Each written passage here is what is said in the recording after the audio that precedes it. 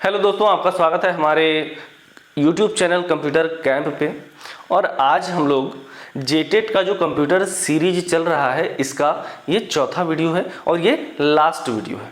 ठीक है, अभी तक जो भी हम लोग पढ़े हैं उसमें से जो भी टॉपिक छूट गए हैं उसका ये लास्ट वीडियो है। इसमें सारा टॉपिक कवर कर लिया जाएगा।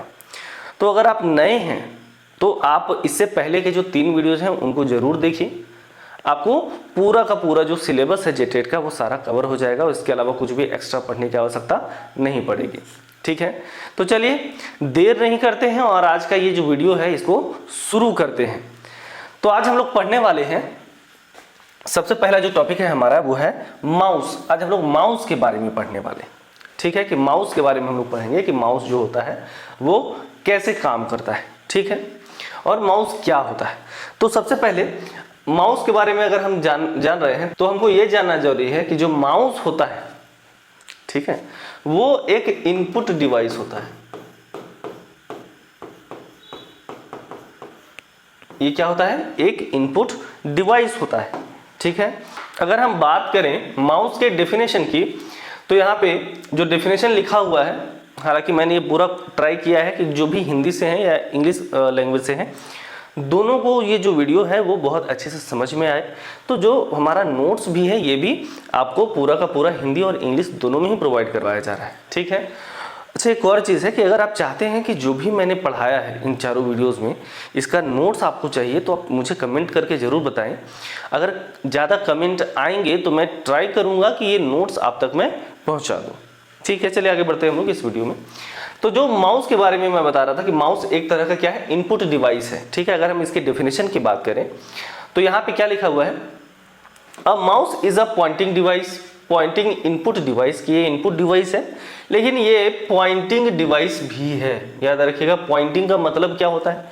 पॉइंटिंग का मतलब जिसका इस्तेमाल पॉइंट करने के लिए किया जाए। जैसे हम देखते हैं कि माउस जब हम मूव करते हैं तो जो स्क्रीन पे बना हुआ कर्सर है वो भी मूव होता है। ठीक है, ये सभी जानते हैं, ये जो कर्सर है ये भी मूव होता है। ठीक है, और ये कर्सर जिधर भी हम माउस को मूव करेंगे उसी डायरेक्शन में ये जाता है, तब जाके ये अच्छे से काम कर पाता है ना। तो एक तरह से हम पॉइंट कर रहे हैं इसके थ्रू। जैसे हमको यहाँ पे इसको सेलेक्ट करना होगा तो इस कर्सर को हम यहाँ लेकर जाएंगे तो हम माउस को पॉइंट कर रहे हैं, तो इस वजह से इसको पॉइंटिंग डिवाइस भी कहा जाता है। तो ये एक तरह का इनपुट डिवाइस है लेकिन ये पॉइंटिंग डिवाइस भी है, तो इसको हम लोग बोलेंगे pointing input device. Use to control the pointer, जिसका इस्तेमाल किस लिए होता है? पॉइंटर को कंट्रोल करने के लिए। यहाँ पे देखिए लिखा हुआ है पॉइंटर या कर्सर, और इसी को पॉइंटर या कर्सर दोनों जो है वो इसी को कहा जाता है। ठीक है, तो पॉइंटर या कर्सर को कंट्रोल करने के लिए इसका इस्तेमाल होता है ऑन द कंप्यूटर स्क्रीन। कहाँ पे? कंप्यूटर के स्क्रीन पे। हम इसको कहाँ कंट्रोल करते हैं, कहाँ इसका इस्तेमाल करते हैं? तो इसका इस्तेमाल हम लोग कंप्यूटर स्क्रीन पे करते हैं। It is use for selecting, इसका इस्तेमाल होता है किस लिए? जैसे ये टेक्स्ट है, अगर इसको सेलेक्ट करना हो तो हम माउस का यूज करके इसको सेलेक्ट करेंगे, तो बोला कि सेलेक्टिंग के लिए। ओपनिंग के लिए, आप कोई डॉक्यूमेंट को ओपन करना हो तो ओपन करने के लिए हम लोग राइट क्लिक करते हैं, ओपन पे जाके क्लिक करते हैं, या डबल क्लिक करते हैं वो फाइल ओपन हो जाता है, तो ये ओपनिंग के लिए। Moving and interacting with objects, कोई भी ऑब्जेक्ट या कुछ भी जो आपको दिख रहा है कंप्यूटर स्क्रीन पे उसके साथ आपको जो भी काम करना है वो माउस के सहारे ही आप कर पाएंगे। ठीक है, हालांकि आप कीबोर्ड के सहारे भी आप कर सकते हैं, कीबोर्ड की मदद से भी आप कर सकते हैं, लेकिन जितना आसान आपके लिए माउस का इस्तेमाल होगा उतने आसान तरीके से आप कीबोर्ड की सहायता से ये काम नहीं कर पाएंगे। तो माउस जो है वो हमारा काम कहीं ना कहीं इन कामों के लिए आसान बनाता है, तभी तो हम माउस का इस्तेमाल करते हैं। उसका अगर हिंदी डेफिनेशन बोले तो माउस एक पॉइंटिंग इनपुट डिवाइस है जिसका उपयोग कंप्यूटर स्क्रीन पर पॉइंटर या कर्सर को नियंत्रित करने, ऑब्जेक्ट को सेलेक्ट करने, खोलने, स्थान बदलने आदि के लिए इस्तेमाल किया जाता है। ठीक है, ऑलमोस्ट जो भी काम हम कंप्यूटर पे करते हैं तो कहीं ना कहीं हम माउस के सहारे करते हैं, टाइपिंग को छोड़कर, या बहुत सारे हम शॉर्टकट्स का इस्तेमाल करते हैं लेकिन वो भी काम माउस के सहारे किया जा सकता है। ठीक है, तो ये हो गया हमारा माउस। एक और चीज़ है कि क्या पॉइंटिंग डिवाइस सिर्फ माउस ही है या और भी कोई डिवाइस है जो पॉइंटिंग डिवाइस? तो याद रखिएगा, पॉइंटिंग डिवाइस में एक और चीज़ आता है जिसको हम लोग बोलते हैं जॉयस्टिक। ठीक है, याद रखिएगा जॉयस्टिक। जॉयस्टिक जो होता है ये भी एक तरह का पॉइंटिंग डिवाइस है, तो इसमें आप कंफ्यूज मत होइएगा, माउस और जॉयस्टिक दोनों ही पॉइंटिंग डिवाइसेस हैं। इसका इस्तेमाल किस लिए होता है, तो गेम्स में, गेम खेलने के लिए इसका इस्तेमाल किया जाता है, ठीक है। चलिए माउस के बारे में हम समझ चुके हैं। अब हम लोग देखेंगे माउस के जो कुछ काम है, माउस के जो प्रमुख कुछ भाग हैं, components of mouse, important component for mouse, mouse के कुछ मुख्य भाग, इसके बारे में हम लोग देखेंगे। तो देखिए माउस में क्या क्या होता है। एक जो अगर मैं माउस का यहाँ पे फिगर बनाऊं तो आप देखे होंगे कि एक इस प्रकार का माउस होता है, यहाँ पे एक ऐसे व्हील होता है ना, और लेकिन एक बटन अगर आप देखेंगे इस प्रकार से बटा हुआ होता है, ठीक है। तो ये वाला जो पार्ट है, ये वाला पार्ट, ठीक, ये वाला पार्ट जो होता है, ये अगर ये जो है वो लेफ्ट और ये राइट, ठीक है, ये इसका बॉडी हो गया। इसी में एक ऐसे अगर मैं बताऊं तो ये एक केबल होता है, ठीक है, केबल लगा हुआ है इसमें। ये लेफ्ट बटन हो गया, इसको लेफ्ट क्लिक भी कहा जाता है, लेफ्ट बटन को, और राइट बटन से राइट क्लिक किया जाता है। और बीच में जो यहाँ पे होता है इसको व्हील कहा जाता है, ठीक है, एक व्हील होता है ऐसे कर, एक व्हील होता है, एक चक्का छोटा। तो ये इतने सारे भाग इसके होते हैं। अब अगर एक और चीज मैं कहूँ कि अगर कोई वायरलेस माउस हो तो उसमें केबल नहीं होगा, उसके जगह पे केबल के जगह पे कोई वायरलेस मीडिया होगा, जैसे ब्लूटूथ के थ्रू वो कनेक्ट हो जाएगा कंप्यूटर से, ठीक है। तो इस तरह के जो माउस के अंदर इतने सारे कंपोनेंट होते हैं, जैसे यहाँ पे बताया भी गया है, लेफ्ट बटन, राइट बटन या स्क्रॉल व्हील, 3 चीज यहाँ पे हो गया। अगला है माउस बॉडी, सेंसर और केबल। केबल अगर वायरलेस नहीं है तो, और वायरलेस है तो वायरलेस रिसीवर, ठीक है। इतनी सारी चीजें होंगी इसमें। आई होप आपको ये सारा चीज, इसमें जो 6 कंपोनेंट है वो आपको अच्छे से समझ में आ गया। आगे बढ़ते हैं, अब हम एक एक करके इन सभी का यूज समझते हैं कि क्या इनका यूज है। जैसे पहला जो है वो है लेफ्ट माउस बटन। माउस का जो बायां बटन है वो किस काम में आता है, इसको पहले समझेंगे। तो इसका जो मेन जो काम है इसका, वो क्या है, किसी भी चीज को सेलेक्ट और ओपन करना। याद रखिएगा, सेलेक्ट एंड ओपन, ठीक है। बायां बटन का काम, लेफ्ट बटन का काम, सेलेक्ट एंड ओपन। यहां पे लिखा भी हुआ है कि इसका मुख्य उपयोग किसी ऑब्जेक्ट को सेलेक्ट और ओपन करने के लिए किया जाता है, ठीक है। इसका मेन काम जो है वो सेलेक्ट करना और ओपन करना होता है, जो भी ऑब्जेक्ट स्क्रीन पे दिख रहा है, ये है लेफ्ट बटन का काम, ठीक। अगला देखते हैं राइट बटन का काम क्या है। राइट बटन का काम क्या है, right click opens a context menu, shortcut menu. जैसे जब आप राइट बटन क्लिक करेंगे तो उससे रिलेटेड जो भी ऑप्शंस हैं वो उसके लिए एक आपको डायलॉग बॉक्स मिल जाता है इस प्रकार से, ठीक है। इसमें हो जाएगा ओपन लिखा हुआ होगा, है ना, कॉपी होगा, कट होगा, और भी बहुत सारे ऑप्शंस होंगे, प्रॉपर्टी होगा। तो ये बहुत सारा ऑप्शन आपको मिल जाएगा, अगर आप राइट क्लिक करेंगे तब ये सारे ऑप्शंस आपको मिलेंगे, ठीक है। तो ये राइट माउस बटन क्लिक करने से ऐसा होता है। तो यहाँ पे लिखा भी हुआ है कि राइट क्लिक करने पर कंटेक्स्ट मेन्यू या शॉर्टकट मेन्यू दिखाई देता है। ये जो डायलॉग बॉक्स है इसमें वो सारे ऑप्शंस, ऑलमोस्ट सारे ऑप्शंस आपको दिखाई देते हैं, इसीलिए इसको बोला गया ये शॉर्टकट मेन्यू है, ठीक है। इसी को ये शॉर्टकट मेन्यू या कंटेक्स्ट मेन्यू बताया गया कि उस फाइल के लिए के कंटेक्स्ट में जो भी ऑप्शंस अवेलेबल है वो आपको यहाँ पे दिखाई देगा, ठीक है। तो ये राइट जो माउस बटन होता है उसका ये काम है। चलिए आगे बढ़ते हैं हम लोग। स्क्रॉल व्हील, जो तीसरा जो माउस का पार्ट है वो है स्क्रॉल व्हील। जो ये माउस है इसके बीच में जो होता है, इससे क्या होता है, स्क्रॉल करने पर, जैसे सपोज हम किसी वेबसाइट पे हैं या किसी बड़े डॉक्यूमेंट में हैं, 10 पेजेस के डॉक्यूमेंट में पेज को स्क्रॉल करना है तो हम लोग इस व्हील का यूज कर पाते हैं। इस व्हील के यूज से हम पेज को स्क्रॉल ऊपर नीचे ऐसा कर सकते हैं, और बहुत सारे एप्लीकेशन में इसका इस्तेमाल जूम इन और जूम आउट के लिए भी होता है। देखिए इसमें क्या लिखा हुआ है, it is use to scroll a web page और डॉक्यूमेंट अप एंड डाउन। इसका इस्तेमाल वेब पेज या डॉक्यूमेंट को अप एंड डाउन, ऊपर की ओर या नीचे की ओर करने के लिए इस्तेमाल होता है। ठीक है, बहुत बड़ा, सपोज ये बहुत बड़ा डॉक्यूमेंट होता है जो नीचे के साइड भी होता, तो हम माउस के थ्रू इसको स्क्रॉल करते ये पेज ऊपर जाता नीचे जाता, ऐसा हम कर सकते थे। ठीक है, तो ये हो गया स्क्रॉल व्हील का काम। मतलब कोई डॉक्यूमेंट को पेज, जहां पे पेज की बात है, डॉक्यूमेंट में पेज आ जाए, वेब पेज, वेबसाइट पे वेब पेज की बात आ जाए, जो लंबे पेजेस हैं उनको स्क्रॉल करने के लिए इसका इस्तेमाल होगा। आगे है माउस सेंसर। एक और चीज होता है माउस सेंसर, जो कि उस ऑप्शन में तो नहीं था, ऐसे दिख नहीं रहा था, लेकिन ये एक तरीके से उसका टेक्निकल पार्ट है। ठीक है, माउस सेंसर क्या होता है? वो सेंसर, जैसे आप ये माउस का आप ऊपरी भाग देख रहे हैं, लेकिन जब अगर आप माउस देखेंगे, माउस सपोज ये माउस है, देखिए ये ऊपर वाला भाग है और ये अंदर वाला नीचे की ओर वाला भाग है, और यहाँ पे अगर आप देखेंगे तो एक इस प्रकार का होल बना हुआ होता है, यहाँ पे ग्लास जैसा कुछ लगा हुआ होता है। और जब इस माउस को हम जब ऑन करते हैं, अगर ये ऑन होगा तो यहाँ से एक आप देखेंगे रेड लेजर निकलता रहेगा, रेड कलर का एक लाइट निकलता रहेगा। ठीक है, और ये जो रेड कलर का लाइट है ये एक प्रकार का सेंसर का काम करता है। जब भी हम उसको मूव करते हैं, इसी वजह से तो जब हम माउस को मूव करते हैं तो वो जो माउस है वो ये सेंस कर पाता है कि हम किस तरफ डॉक्यूमेंट को या कर्सर को मूव करवाना चाहते हैं। ठीक है, और उसी प्रकार से वो स्क्रीन पे काम भी करता है। पहले के टाइम पे ये जो सेंसर होता था ये नहीं होता था, इसके जगह पे एक बॉल का इस्तेमाल किया जाता था। इस तरह से यहाँ बॉल लगा हुआ होता था।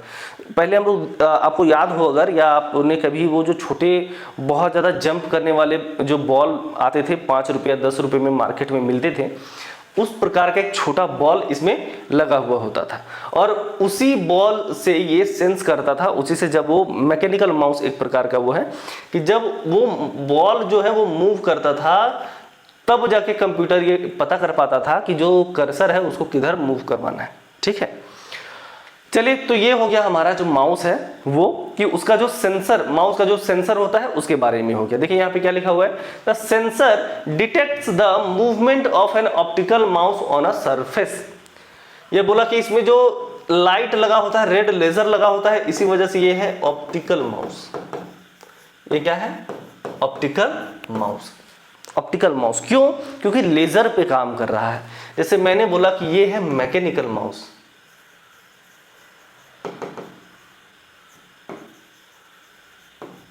ठीक है, ये मैकेनिकल माउस है, ये है ऑप्टिकल माउस।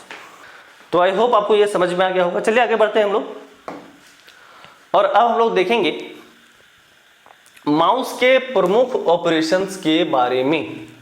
ठीक है, माउस के प्रमुख ऑपरेशंस के बारे में हम लोग जानने वाले हैं कि मेन काम क्या क्या है इसका, ये कैसे काम करता है ना, कितने सारे ऑप्शंस इसमें अवेलेबल है काम करने के।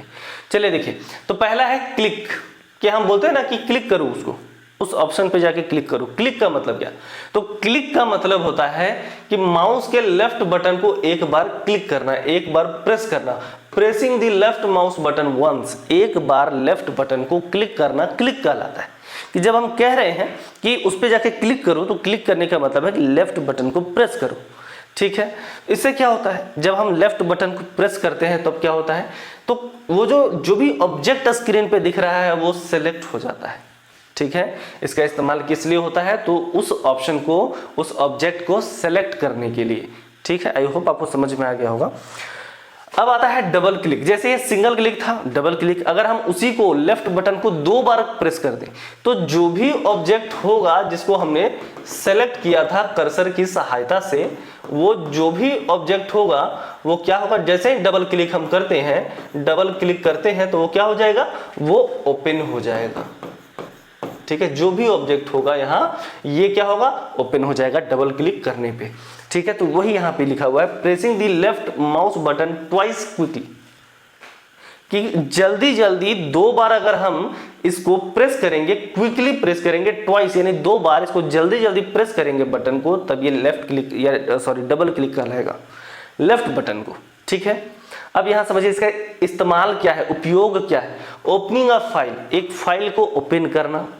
फोल्डर और एप्लीकेशन, किसी फाइल को ओपन करना, किसी फोल्डर को ओपन करना है, किसी एप्लीकेशन को ओपन करना, ये इसका इस्तेमाल है। ठीक है, फाइल को, फोल्डर को या किसी एप्लीकेशन को ओपन करना, खोलने के लिए इसका इस्तेमाल होता है। जैसे हम डबल क्लिक करेंगे ओपन हो जाएगा। याद रखिएगा डबल क्लिक का मतलब ओपन होता है और सिंगल क्लिक का मतलब यानी लेफ्ट बटन एक बार क्लिक करेंगे तो सेलेक्ट, लेफ्ट बटन 2 बार यानी डबल क्लिक करेंगे तो ओपन। चलिए आगे देखते हैं। अब आता है लेफ्ट क्लिक का काम खत्म, अब आता है राइट क्लिक। राइट क्लिक क्या होता है? जैसे हम राइट क्लिक करते हैं एक बार तब क्या होगा, तो क्या है, pressing the right mouse button once, एक बार राइट बटन को प्रेस करना राइट क्लिक कहलाता है। ठीक है, इससे क्या होता है, ओपनिंग द कंटेक्स्ट मेन्यू। जैसे मैंने आपको बताया कि जो कंटेक्स्ट मेन्यू यानी कि ऑप्शंस वाला मेन्यू है किसी ऑब्जेक्ट का, सपोज यहाँ पे एक ऑब्जेक्ट है, किसी कोई एक आइकन है, उस पर हम राइट क्लिक कर दें तो इसके साथ हम क्या क्या कर सकते हैं वो सारा ही ऑप्शन यहाँ पे आपको मिल जाएगा। कॉपी करना है, पेस्ट करना है, कट करना है, डिलीट करना है, जो भी चीज़ें इसका प्रॉपर्टी देखना है, सारा ऑप्शन यहाँ पे अवेलेबल मिलेगा आपको। उसी को कंटेक्स्ट मेन्यू कहा जाता है। तो ये ऑप्शंस इस तरीके से यहाँ पे आपको दिख जाएगा। चलिए हो गया राइट क्लिक। बोले कि राइट क्लिक भी 2 बार, राइट बटन भी 2 बार क्लिक कर सकते हैं? नहीं, ऐसा नहीं है। अब आता है drag and drop. Right click भी 2 बार करेंगे तभी सेम काम होगा, एक बार और क्लिक करेंगे तो ये हट जाएगा। ठीक है, और डबल क्लिक जैसा राइट क्लिक में नहीं होता। चलिए आगे देखते हैं हम लोग। अगला है ड्रैग एंड ड्रॉप। ड्रैग और ड्रॉप क्या होता है? खींचना और छोड़ना। ड्रैग का मतलब खींचना। ठीक है, सपोज इसको हम ऐसे कर्सर की सहायता से, यानी कि हम इस पे क्लिक किए हुए रहें और इसको उठा करके कहीं और ले जाए, यहाँ पे ले आए, तब क्या होगा, इसी को ड्रैग एंड ड्रॉप कहा जाता है। ठीक है, देखिए क्या लिखा हुआ है इसमें, holding the mouse button, moving an object and then releasing the mouse button. कि माउस बटन को प्रेस किए हुए इस ऑब्जेक्ट के पास जाए, माउस बटन को प्रेस करें और फिर उठा कर कहीं ले जाएं और फिर वहां रिलीज कर दें, यानी छोड़ दें उस बटन को, तब क्या होगा, इसी को कहा जाता है ड्रैग एंड ड्रॉप। अब इसका इस्तेमाल क्या है, एक करने से होगा क्या, moving a file from one folder to another. एक फोल्डर से, सपोज ये जो फोल्डर है इसका नाम है ABC और ये फोल्डर है इसका नाम है XYZ। तो ABC फोल्डर से XYZ फोल्डर में अगर हमको इस फाइल को लेकर जाना है तो हम ऐसे कर सकते हैं कि माउस का बटन, यहाँ जो कर्सर है उसको हम यहाँ पे लेके आए, माउस का बटन लेफ्ट जो बटन है उसको उस पर क्लिक किए और उसके बाद उसको बिना रिलीज के, बिना छोड़े हम यहाँ से यहाँ लेकर आ जाएं और फिर इस बटन को हम रिलीज कर दें तो वो जो फाइल है वो यहाँ पे आ जाएगा। ठीक है, सम टाइम जिस प्रकार का आपका फोल्डर है वो कॉपी भी हो सकता है, मूव भी हो सकता है। ठीक है, कंट्रोल प्रेस करके करेंगे तो कॉपी हो जाएगा, बिना प्रेस किए करेंगे तो मूव हो जाएगा। ठीक है, चलिए आई होप आपको ये ड्रैग एंड ड्रॉप भी समझ में आ गया। माउस का ही एक फंक्शन है ड्रैग एंड ड्रॉप। आगे बढ़ते हैं हम लोग। स्क्रॉल करना। स्क्रॉल, पेज जो है, कोई बड़ा पेज है उसको स्क्रॉल कर रहे हैं, ऊपर नीचे कर रहे हैं तो स्क्रॉल करना, ये उसका व्हील का काम है। Rotating the mouse wheel to move a page up और डाउन, किसी पेज को ऊपर नीचे करना, ये स्क्रॉल का काम है। ठीक है, चलिए अब ये माउस खत्म हो गया। माउस के बारे में आई होप आप अच्छे से समझ चुके हैं। माउस के 2 टाइप के बारे में भी मैंने आपको बताया कि लेजर, ठीक है, ऑप्टिकल माउस जिसमें लेजर का इस्तेमाल होता है, और एक मैकेनिकल जिसके अंदर एक बॉल का, जिसको ट्रैक बॉल भी कहा जाता है। ट्रैक बॉल उसी प्रकार का होता है, जो मैकेनिकल माउस है वो ट्रैक बॉल भी कहा जाता है उसको। ठीक है, तो ये आपको माउस के बारे में अच्छे से समझ में आ गई चीज़ें। अब हम लोग पढ़ने वाले हैं MS पेंट के बारे में। यानी MS पेंट किसको बोला जाता है? MS का मतलब माइक्रोसॉफ्ट पेंट, यानी माइक्रोसॉफ्ट कंपनी का सॉफ्टवेयर जिसका नाम है पेंट, इसीलिए इसको शॉर्ट में MS पेंट भी कहा जाता है। और ये विंडोज में ही अवेलेबल है। कहाँ पे अवेलेबल है? विंडोज में, विंडोज ऑपरेटिंग सिस्टम में ये चीज़ें अवेलेबल है। दूसरे ऑपरेटिंग सिस्टम जैसे कि लिनक्स, ये सब में ये जो सॉफ्टवेयर होता है ये अवेलेबल नहीं होता। वहाँ पे इसी प्रकार के दूसरे सॉफ्टवेयर हैं जिनका नाम भी अलग है, लेकिन ये जो होता है वो जो MS पेंट होता है ये सिर्फ विंडोज में पाया जाता है, विंडोज में ही मिलेगा। पहले इसको समझिए MS पेंट क्या है। MS paint is a basic graphics and drawing application. ये एक तरह बेसिक जो है, एक क्या होता है, ये ग्राफिक एंड ड्राइंग एप्लीकेशन, कुछ चित्र बनाना हो, ड्राइंग करना हो, उसके लिए है। यूज टू क्रिएट ड्राइंग्स, जिसका इस्तेमाल ड्राइंग बनाने के लिए, कलर पिक्चर्स को कलर करने के लिए, and perform simple image editing, बहुत ही ज़्यादा बेसिक एडिटिंग जैसे क्रॉपिंग वगैरह करने के लिए ही इसका इस्तेमाल होता है, उसके अलावा और हम कुछ नहीं कर पाते इसमें। ठीक है, तो ये सारा काम होता है। क्या क्या होता है इसमें, ड्राइंग वगैरह हम कर पाते हैं, बहुत बेसिक लेवल का इमेज एडिटिंग कर पाते हैं। ठीक है, और इसमें कुछ ग्राफिक्स वगैरह आप डिज़ाइन कर सकते हैं छोटे मोटे। तो ये जो है MS पेंट का यूज हो गया ये। ठीक है, अब हम लोग को देखना होगा कि MS पेंट अगर इसको ओपन करना हो तो कैसे करेंगे। ये भी इंपॉर्टेंट है कि अगर इसको ओपन करना हो कैसे करेंगे। तो याद रखिएगा कि जो भी कंप्यूटर आपके पास है वो विंडोज होगा, तभी आप MS पेंट ओपन करना चाह रहे हैं। तो स्क्रीन के पास अब जब जाइएगा तो यहाँ पे आपको एक मिलेगा बटन, जो भी होगा इस पर जैसे हम क्लिक करेंगे, क्लिक करने के बाद आपको यहाँ क्लिक करने के बाद आपको क्या मिलेगा, एक डायलॉग बॉक्स आएगा, एक विंडो ओपन होगा। ठीक है, और उसमें आपको क्या मिलेगा, उसमें आपको सारे एप्लीकेशंस वगैरह मिलेंगे और यहाँ पे एक सर्च का ऑप्शन मिलेगा, सर्च का।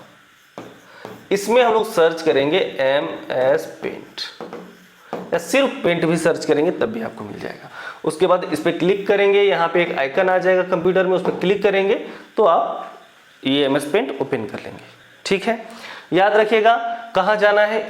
ये जो जब हम इसको क्लिक करते हैं ये एक तरह का क्या है, स्टार्ट बटन, स्टार्ट बटन है ये, जो कि कीबोर्ड में भी होता है। कीबोर्ड में आप एक देखेंगे यहाँ पे इस तरह का एक कीबोर्ड में यहाँ पे इस प्रकार का एक बटन होता है, क्लिक करने पे ये मेन्यू ओपन हो जाएगा। ये वो जो बॉक्स मैंने बोला वो बॉक्स ओपन हो जाएगा और उसमें सारे एप्लीकेशंस आ जाते हैं, वहां से आप सर्च कर सकते हैं। या वहां से ऑप्शन आपको मिलेगा ऑल प्रोग्राम्स, वहां पे भी जाएंगे तो वहां पे भी आपको मिल जाएगा पेंट। तो ये हो गया हमारा MS पेंट कैसे ओपन करना है और इसका इस्तेमाल किस लिए होता है। चलिए आगे हम लोग बढ़ेंगे, आगे हम लोग देखेंगे इसका मेन यूज क्या क्या है और इसे मेन टूल्स कौन कौन से, सब पहले ये हम लोग देखेंगे। सबसे पहला है इसके अंदर पेंसिल। पेंसिल का काम क्या है, पेंसिल का काम है फ्री हैंड ड्राइंग। अब जैसे जैसे मैं यहाँ पे कोई ड्रॉ कर रहा हूँ, जैसे सर्कल बना रहा हूँ, सर्कल बना सकते हैं। हो सकता है कि मैं कोई हार्ट का शेप लेना चाहता हूँ, शेप नहीं मैं ड्रॉ करना चाहता हूँ, तो ये हो गया। तो पेंसिल का काम है ऐसे। ठीक है, ब्रश ऑलमोस्ट सेम है, बस दोनों में डिफरेंस ये है कि ब्रश में आपको मल्टीपल ब्रशेस के ऑप्शंस मिल जाएंगे, पेंसिल में आपको कोई ऑप्शन नहीं मिलेगा। तो ब्रश होता है, ब्रश से ड्राइंग कर सकते हैं आप, फ्री हैंड ड्राइंग जैसे कर पा रहे थे वैसे ही ब्रश से भी आप कर सकते हैं। इरेजर, अगर आपने ड्राइंग करते समय कोई मिस्टेक कर दिया उसको मिटाने के लिए इरेजर का इस्तेमाल होता है, इरेज करने के लिए इरेजर का, चित्र मिटाना। फिल विद कलर, अगर फिल विद कलर एक बकेट का ऐसे बना हुआ रहता है और ऐसे लगता है जैसे इससे कलर जो है वो बाहर आ रहा है। ठीक है, इस प्रकार का ये ऑप्शन वहां पे मिल जाता है। और ये जो बकेट, इसको कभी कभी बकेट टूल भी कहा जाता है। ठीक है, इसको हम लोग कभी कभी बकेट टूल भी कहते हैं। तो इसका इस्तेमाल किस लिए होता है, तो जो भी हमने ड्राइंग करी है उसमें कलर फिल करने के लिए। बस याद रहे कि जो एरिया, जैसे हमने एक सर्कल ड्रॉ किया और यहाँ पे ये पैक्ड एक एरिया है, जब मैं इसको यहाँ पे लेके आऊंगा तो ये वाला एरिया ही सिर्फ फिल होगा कलर से, बाकी बाहर वाला एरिया नहीं होगा। लेकिन जैसे मान लीजिए कि मैंने ये हार्ट ड्रॉ किया लेकिन यहाँ पे लीकेज है, जब मैं इसको यहाँ पे लेकर आऊंगा ना कलर को, तो ये तो कलर करेगा ही, साथ में ये वाला इन्वायरमेंट भी कलर कर देगा। बकेट टूल समझिए लीक कर जाएगा यहाँ से कलर। ठीक है, तो ये हो गया आपका। नेक्स्ट है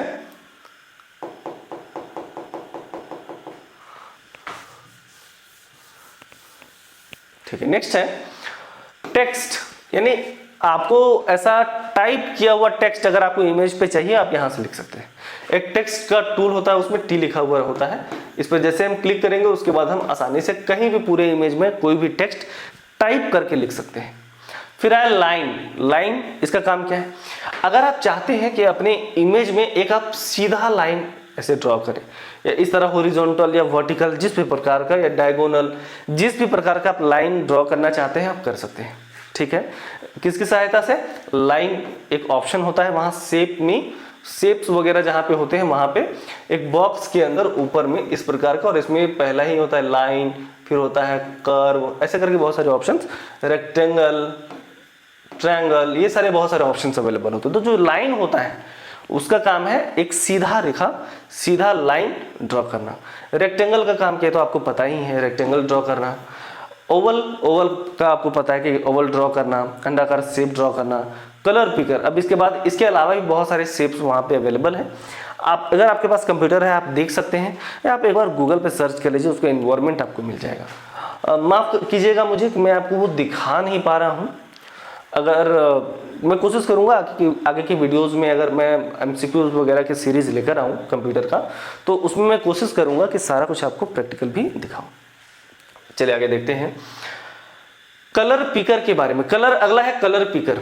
एक और चीज़ है कि मैं देख रहा हूँ कि बहुत सारे लोग वीडियोस को देखते हैं लेकिन वीडियोस को लाइक भी नहीं करते, और शेयर तो खैर बहुत दूर की बात है, ना ही फॉलो कर रहे हैं ना सब्सक्राइब कर रहे हैं। देखिए हम लोग भी जो वीडियो बनाते हैं काफ़ी मेहनत करके बनाते हैं वीडियोस को, कंटेंट काफ़ी मेहनत करके लाते हैं, लगातार प्रयास कर रहे हैं कि आपको बेहतर से बेहतर कंटेंट दे पाऊँ, और हमेशा देता रहूँगा। ठीक है, तो बस एक छोटी सी डिमांड है कि सब्सक्राइब करें हमारा चैनल, है ना, वीडियोस को लाइक करें और कमेंट ज़रूर करें, ताकि ज़्यादा लोगों तक हमारा जो वीडियो है वो पहुँचे और हमें भी लगे कि हमारा जो मेहनत है वो कहीं ना कहीं सफ़र हुआ है, उससे ज़्यादा लोगों को फ़ायदा हो पा रहा है। ठीक है, चलिए बाकी आगे आपकी जैसी इच्छा, हमारा काम है और हम ये हमेशा करते रहेंगे, आपको बेहतर चीज़ें देते रहेंगे। चलिए आगे बढ़ते हैं। अगला है कलर पिकर।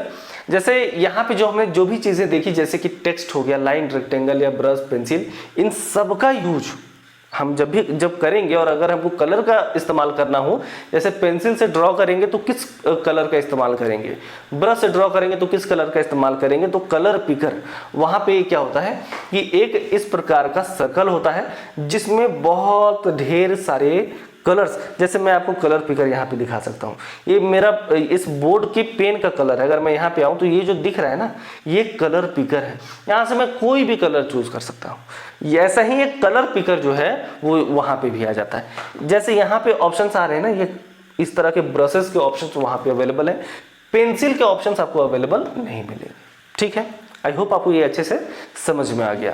अगला है मैग्नीफायर। अगर आपको ना कोई इमेज आप बना रहे हैं, आपको जूम करके उसको देखना है, उसको बड़ा करके देखना है या ड्रॉ करना है, तो आप कर सकते हैं। कोई छोटा पिक्चर बना रहे हैं आप, लेकिन आप चाहते हैं कि वो आपको बड़ा दिखे, तो मैग्नीफायर की सहायता से उसको आप जूम करके देख सकते हैं या जूम आउट करके भी देख सकते हैं। ये आपके ऊपर है, जिस प्रकार से आप चाहें वैसे आप इसको इस्तेमाल कर पाएंगे मैग्नीफायर का। तो ये सारे टूल्स हैं, ये सारे ऑप्शंस हैं जो कि अवेलेबल होते हैं MS पेंट में। आई होप आपको ये अभी अच्छे से समझ में आ गया होगा। चलिए आगे बढ़ते हैं। अब ये है कि पेंट को हम कैसे ओपन करेंगे, उसमें ब्रश वगैरह का इस्तेमाल कैसे करेंगे। तो सबसे पहला चीज, इसको ओपन कैसे करना है इस सॉफ्टवेयर को, तो ओपन स्टार्ट मेन्यू को ओपन कीजिए। मैंने जैसे बताया कि कीबोर्ड में जो बटन होता है विंडो का, उस पर क्लिक कीजिए और सर्च कीजिए पेंट को। पेंट सर्च करेंगे, आ जाएगा, उस पर क्लिक करेंगे, ओपन हो जाएगा। इतना आप कर लेंगे अपने कंप्यूटर में। इसके करने के बाद वहां पे एक टूल, ब्रश टूल होगा, उस पर आप क्लिक करेंगे।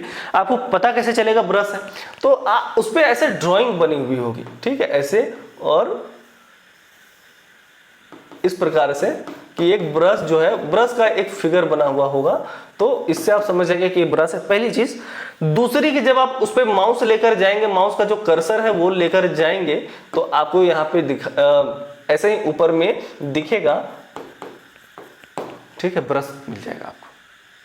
चलिए, तो ये हो गया कि इस तरह से हम इस पर जब क्लिक करेंगे, लेफ्ट क्लिक करेंगे, तो आपको ब्रश का जो टूल है वो सेलेक्ट हो जाएगा और आप ब्रश का इस्तेमाल कर पाएंगे। नेक्स्ट है वहां पे ब्रश का आपको साइज का भी ऑप्शन मिल जाएगा कि आप कितना साइज रखना चाहते हैं, ज्यादा उसको मोटा पतला किस प्रकार से आप ब्रश का इस्तेमाल करना चाहते हैं मिल जाएगा। कलर चुनने का ऑप्शन मिल जाएगा, और उसके बाद जहां पे भी आपको ड्रॉ करना होगा, लेफ्ट बटन को प्रेस करेंगे, माउस के लेफ्ट बटन को, और उसके बाद जहां भी आप उसको लेकर जाएंगे वो ड्रॉ करता चला जाएगा, ठीक है। और इसके बाद जब ये हो जाए तो आप सेव कर सकते हैं उस ड्राइंग को। यहाँ पे कंप्यूटर के ऊपर में, उस इन्वायरमेंट के ऊपर में आपको यहाँ पे मिलेगा ऑप्शन एक फाइल का, इस पर क्लिक करेंगे तो सेव का ऑप्शन मिलेगा। सेव पे क्लिक करने के बाद उसका नाम वगैरह डालिए, जो भी फाइल का आप नाम रखना चाहते हैं, उसके बाद ये सेव हो जाएगा। तो ये सारा ऑप्शन वहाँ पे आपको इस प्रकार से मिल जाएगा। इसका इस्तेमाल क्या है, तो बच्चों को ड्राइंग सिखाना। MS पेंट का यूज हम लोग कहाँ करते हैं, बच्चों को ड्राइंग सिखाने के लिए। बेसिकली जेटेट में इसका पूछने का कारण यही है कि आप ये समझ पाएं कि बच्चों को कैसे इसका इस्तेमाल, क्या क्या चीज़ से हम बच्चों को ज़्यादा इंटरेस्टिंग क्लास बना सकते हैं, इंटरेक्टिव क्लास बना सकते हैं। तो इन चीज़ों की सहायता से आप बना सकते हैं। सपोज आप बायोलॉजी के टीचर हैं, आप बच्चों को ले जाएंगे, बोलेंगे कि लैब में कि कंप्यूटर में आप हार्ट का शेप बनाओ, ह्यूमन बॉडी बनाओ, स्केलेटन बनाओ, इस प्रकार से बच्चे बनाएंगे, कोशिश करेंगे, उनकी क्रिएटिविटी डेवलप होगी, वो ज़्यादा अच्छे हो पाएंगे इमेजिनेशन में, ड्राइंग करेंगे, है ना। तो ये सारी चीज़ें हैं, वो ज़्यादा अच्छा फील कर पाएंगे, वो ज़्यादा अच्छे से पढ़ेंगे आपके सब्जेक्ट को। तो मकसद तो वही है कि उनमें जो है वो ज़्यादा इंटरेस्टिंग बनाया जाए क्लास को, जिनसे वो बोरिंग फील ना करे, वो कटा कटा महसूस ना करे, उनको अच्छा लगे आपका क्लास करने में। तो ये जो बच्चों को सिखाया जाता है इसकी सहायता से कि ड्राइंग कैसे की जाती है, ताकि वो अच्छी प्रकार की ड्राइंग सीख पाए, उनमें समझ डेवलप हो पाए, कलर की समझ डेवलप हो पाए, लाइन वगैरह का शेप कैसे इस्तेमाल करना है, इन चीज़ों को वो अच्छे से समझ पाए। आगे है मेकिंग सिंपल डायग्राम्स, छोटे डायग्राम्स बनाने, फ्लैग्स वगैरह बच्चों को बनाने के लिए सिखाया जाता है इसमें। तो वो ये सिंपल डायग्राम्स को कैसे बनाना है ये इसमें कर सकते हैं। कलरिंग कर सकते हैं इसमें, ठीक है, जो भी हम उसमें ड्राइंग कर रहे हैं उसमें कलर कर सकते हैं। बेसिक इमेज एडिटिंग और सिंपल ग्राफिक डिजाइन, छोटे मोटे ग्राफिक्स बना सकते हैं और इमेजेस एडिट कर सकते हैं, बेसिक इमेज एडिटिंग कर सकते हैं। क्रॉपिंग के अलावा हम ज़्यादा कुछ नहीं कर पाते उसमें, ठीक है। आई होप आपको ये अच्छे से समझ में आया होगा और ये हमारा पेंट भी समाप्त हो गया। अब हमारा जो अगला टॉपिक है वो है डेस्कटॉप। ये डेस्कटॉप क्या होता है, व्हाट इज डेस्कटॉप, इसको हम लोग समझेंगे कि डेस्कटॉप क्या होता है। तो याद रखिएगा कि the main screen that appears after starting Windows, जब भी विंडो स्टार्ट होता है, कंप्यूटर ऑन होता है, तो ऑन होने के बाद जो मेन स्क्रीन दिखता है, जहां पे हम लोग सारा कुछ आइकन्स वगैरह रखते हैं, कुछ फाइल वगैरह सेव करके रखते हैं इजी एक्सेस के लिए, वो जो स्क्रीन होता है वो मेन स्क्रीन, उसी को कहा जाता है डेस्कटॉप। उस मेन स्क्रीन को डेस्कटॉप कहा जाता है। और अक्सर जब भी आप कंप्यूटर ऑन करते हैं तो सबसे पहले मेन स्क्रीन वही ओपन होता है, ठीक है। यहाँ पे लिखा भी हुआ है, विंडो शुरू होने के बाद दिखाई देने वाले मुख्य स्क्रीन को डेस्कटॉप कहा जाता है, कि जो मुख्य स्क्रीन होता है वो डेस्कटॉप है। जैसे मोबाइल फ़ोन में कुछ भी कर रहे होते हैं हम, बीच का जो बटन है उसको प्रेस करते हैं तो होम स्क्रीन पे आ जाते हैं, वही होम स्क्रीन जो है वो कंप्यूटर में डेस्कटॉप है। चलिए अब आगे देखेंगे हम लोग कि डेस्कटॉप के जो मुख्य भाग हैं, जो मेन कंपोनेंट्स है वो कौन कौन से होते हैं। तो जैसे यहाँ पे है आइकन्स, कि जो कंप्यूटर में डेस्कटॉप पे जो मेन चीज़ होता है उनमें से पहला है आइकन्स। जो मैं अगर कंप्यूटर स्क्रीन की बात करूं, इस प्रकार का स्क्रीन होता है। आप यहाँ देखेंगे कि जो पहला स्क्रीन होता है उस पर इस प्रकार से बहुत सारे ऐसे बने हुए होते हैं पिक्चर्स, इसी को आइकन कहा जाता है ना, आइकन। जैसे मोबाइल फ़ोन में ऐप्स वगैरह जो हमें दिखाई देते हैं, क्लिक करने के बाद ओपन हो जाते हैं, वो भी आइकन्स ही हैं। तो वैसे आइकन यहाँ पे कंप्यूटर स्क्रीन पे दिखाई देता है। फिर आया टास्क बार। टास्क बार क्या होता है, सपोज कि अगर ये कंप्यूटर स्क्रीन है, इस प्रकार का एक नीचे एक बार दिखाई देगा, इसी को कहा जाता है टास्क बार। टास्क बार क्यों बोलते हैं इसको, क्योंकि यहाँ पे जो भी आप कंप्यूटर में कर रहे हैं, जो भी एप्लीकेशंस आपके ओपन हुए हैं, खुले हुए हैं, वो उन सभी का यहाँ पे आपको दिखता रहेगा कि कौन कौन से एप्लीकेशंस चल रहे हैं, ठीक है, किनको आपने मिनिमाइज करके रखा हुआ है, वो सारा यहाँ पे ओपन होता है, यहाँ पे आपको दिखाई देता है एक्चुअली। तो इसी को टास्क बार कहा जाता है। तो बोला कि आइकन होता है, जब भी हम डेस्कटॉप ओपन करते हैं तो उस पर आइकन होता है, टास्क बार होता है, स्टार्ट बटन होता है। स्टार्ट बटन कहाँ होता है, आप इस कॉर्नर में यहाँ पे होता है स्टार्ट बटन, ठीक है। यहाँ पे जैसे हम क्लिक करेंगे तो यहाँ स्टार्ट, क्लिक करेंगे तो स्टार्ट मेन्यू ओपन हो जाएगा, इसीलिए इसको स्टार्ट बटन बोला जाता है, ठीक है। अगला है वॉलपेपर। वॉलपेपर होगा, अपना फोटो वगैरह हम लोग इसके बैकग्राउंड में लगा कर रखते हैं डेस्कटॉप के, तो यहाँ पे हम लगा कर रख सकते हैं। इसके अलावा हम क्या कर सकते हैं, तो इसमें जो भी आपको पसंद हो, जिस भी प्रकार के फोटोज पसंद हो वो आप लगा कर रख सकते हैं। थीम वगैरह जो जैसा चाहे वैसा आप चेंज करके रख सकते हैं। Notification area. नोटिफिकेशन एरिया कौन सा होता है, आप देखेंगे कि इसी टास्क बार में ये वाला जो एरिया होता है इसको नोटिफिकेशन एरिया कहा जाता है, क्योंकि आपके कंप्यूटर से रिलेटेड जैसे अपडेट हो गया, विंडोज़ का अपडेट हो गया, या एंटीवायरस को अगर कुछ गड़बड़ी मिल गया, कुछ भी नेटवर्क से रिलेटेड, तो वो आपको यहाँ पे दिखाई देता है, ठीक है। तो इसी को नोटिफिकेशन एरिया कहा जाता है। तो ये सारा हो गया। इसके बाद हम लोग आगे बढ़ेंगे। अब हम लोग देखेंगे कि डेस्कटॉप का काम क्या है, इसका मुख्य उद्देश्य क्या है डेस्कटॉप का। तो कंप्यूटर के अंदर जो डेस्कटॉप होता है उसका जो मेन उद्देश्य है वो है सारे एप्लीकेशंस को ओपन करना। जैसे हम जो भी एप्लीकेशंस चाहते हैं कि हम उसका इस्तेमाल करें और इजीली उसको एक्सेस कर पाएँ, जब चाहे तब उसको ओपन कर पाए, तो हम लोग क्या करते हैं कि उन एप्लीकेशंस को हम अपने डेस्कटॉप पे उसके आइकन्स बनाकर रखते हैं, उसके शॉर्टकट्स बनाकर रखते हैं, जिसकी वजह से उन एप्लीकेशंस को हम आसानी से ओपन कर पाते हैं अपने डेस्कटॉप से ही। जैसे कंप्यूटर में आप अपने होम टैब पे, जैसे आप होम स्क्रीन पे व्हाट्सअप ले आकर रखते हैं, यूट्यूब ले आकर रखते हैं, ताकि आप आसानी से यूट्यूब ओपन कर पाएँ, व्हाट्सअप ओपन कर पाएँ। उसी प्रकार से डेस्कटॉप होता है, उस पर जो भी ऐप्स वगैरह आप चाहे, एप्लीकेशन चाहे या जो भी शॉर्टकट्स चाहें, उसको आप लाकर रखते हैं ताकि आसानी से ओपन कर पाए। और उसी प्रकार से हम कोई फाइल या फोल्डर भी वहां पे रख लेते हैं ताकि उस पर आसानी से पहुंचा जा सके। या फाइल मैनेजर का के लिए हम वहां पे एक आइकन बनाकर रखते हैं, माई कंप्यूटर जो बोला जाता है, इसमें माई कंप्यूटर या माई पीसी या दिस पीसी ऐसे लिखा हुआ होता है। क्लिक करने के बाद जो भी ड्राइव्स हैं आपके कंप्यूटर में, जो हार्ड डिस्क है वो ओपन हो जाता है, कौन कौन से फोल्डर्स हैं उसमें, ये सारा कुछ ओपन हो जाता है। तो फाइल या फोल्डर को ओपन करने के लिए भी इसका इस्तेमाल होता है। शॉर्टकट रखना, जैसा कि मैंने बताया कि जो भी एप्लीकेशंस हैं, फाइल्स हैं, फोल्डर्स हैं, अगर आप उनके शॉर्टकट्स यहाँ पे रखना चाहते हैं, आइकन बना के रखना चाहते हैं ताकि आप उस पे क्लिक करें और वो फोल्डर या वो फाइल ओपन हो जाए, तो हम उसका शॉर्टकट अपने डेस्कटॉप पे बनाकर रखते हैं। अगला है सिस्टम सेटिंग्स खोलना। कोई भी सेटिंग वगैरह ओपन करना हो तो यहाँ पे उसका आइकन भी बनाकर, जैसे कंट्रोल पैनल का हम शॉर्टकट बनाकर रख लेते हैं, जिसकी वजह से आसानी से हम सारे सिस्टम के सेटिंग्स पे जा सकते हैं। नेक्स्ट है फ्रीक्वेंटली यूज प्रोग्राम तक जल्दी पहुंचना, कि जो भी प्रोग्राम, जैसे कौन कौन से प्रोग्राम आप यूज कर रहे हैं ज़्यादा, उन तक अगर आपको जल्दी पहुंचना है तो उनके शॉर्टकट्स हम बनाकर रखते हैं और आसानी से पहुंच जाते हैं। तो मेनली उन एप्लीकेशंस को जिनका हम इस्तेमाल करना चाहते हैं, उन फोल्डर्स का, उन फाइल्स को अपने डेस्कटॉप पे किसी भी फॉर्म में रख लेना ताकि हम आसानी से क्विकली उनको एक्सेस कर पाएं। इसीलिए इसका इस्तेमाल, डेस्कटॉप का इस्तेमाल होता है हमारी होम स्क्रीन की तरह। ठीक है, आगे बढ़ेंगे।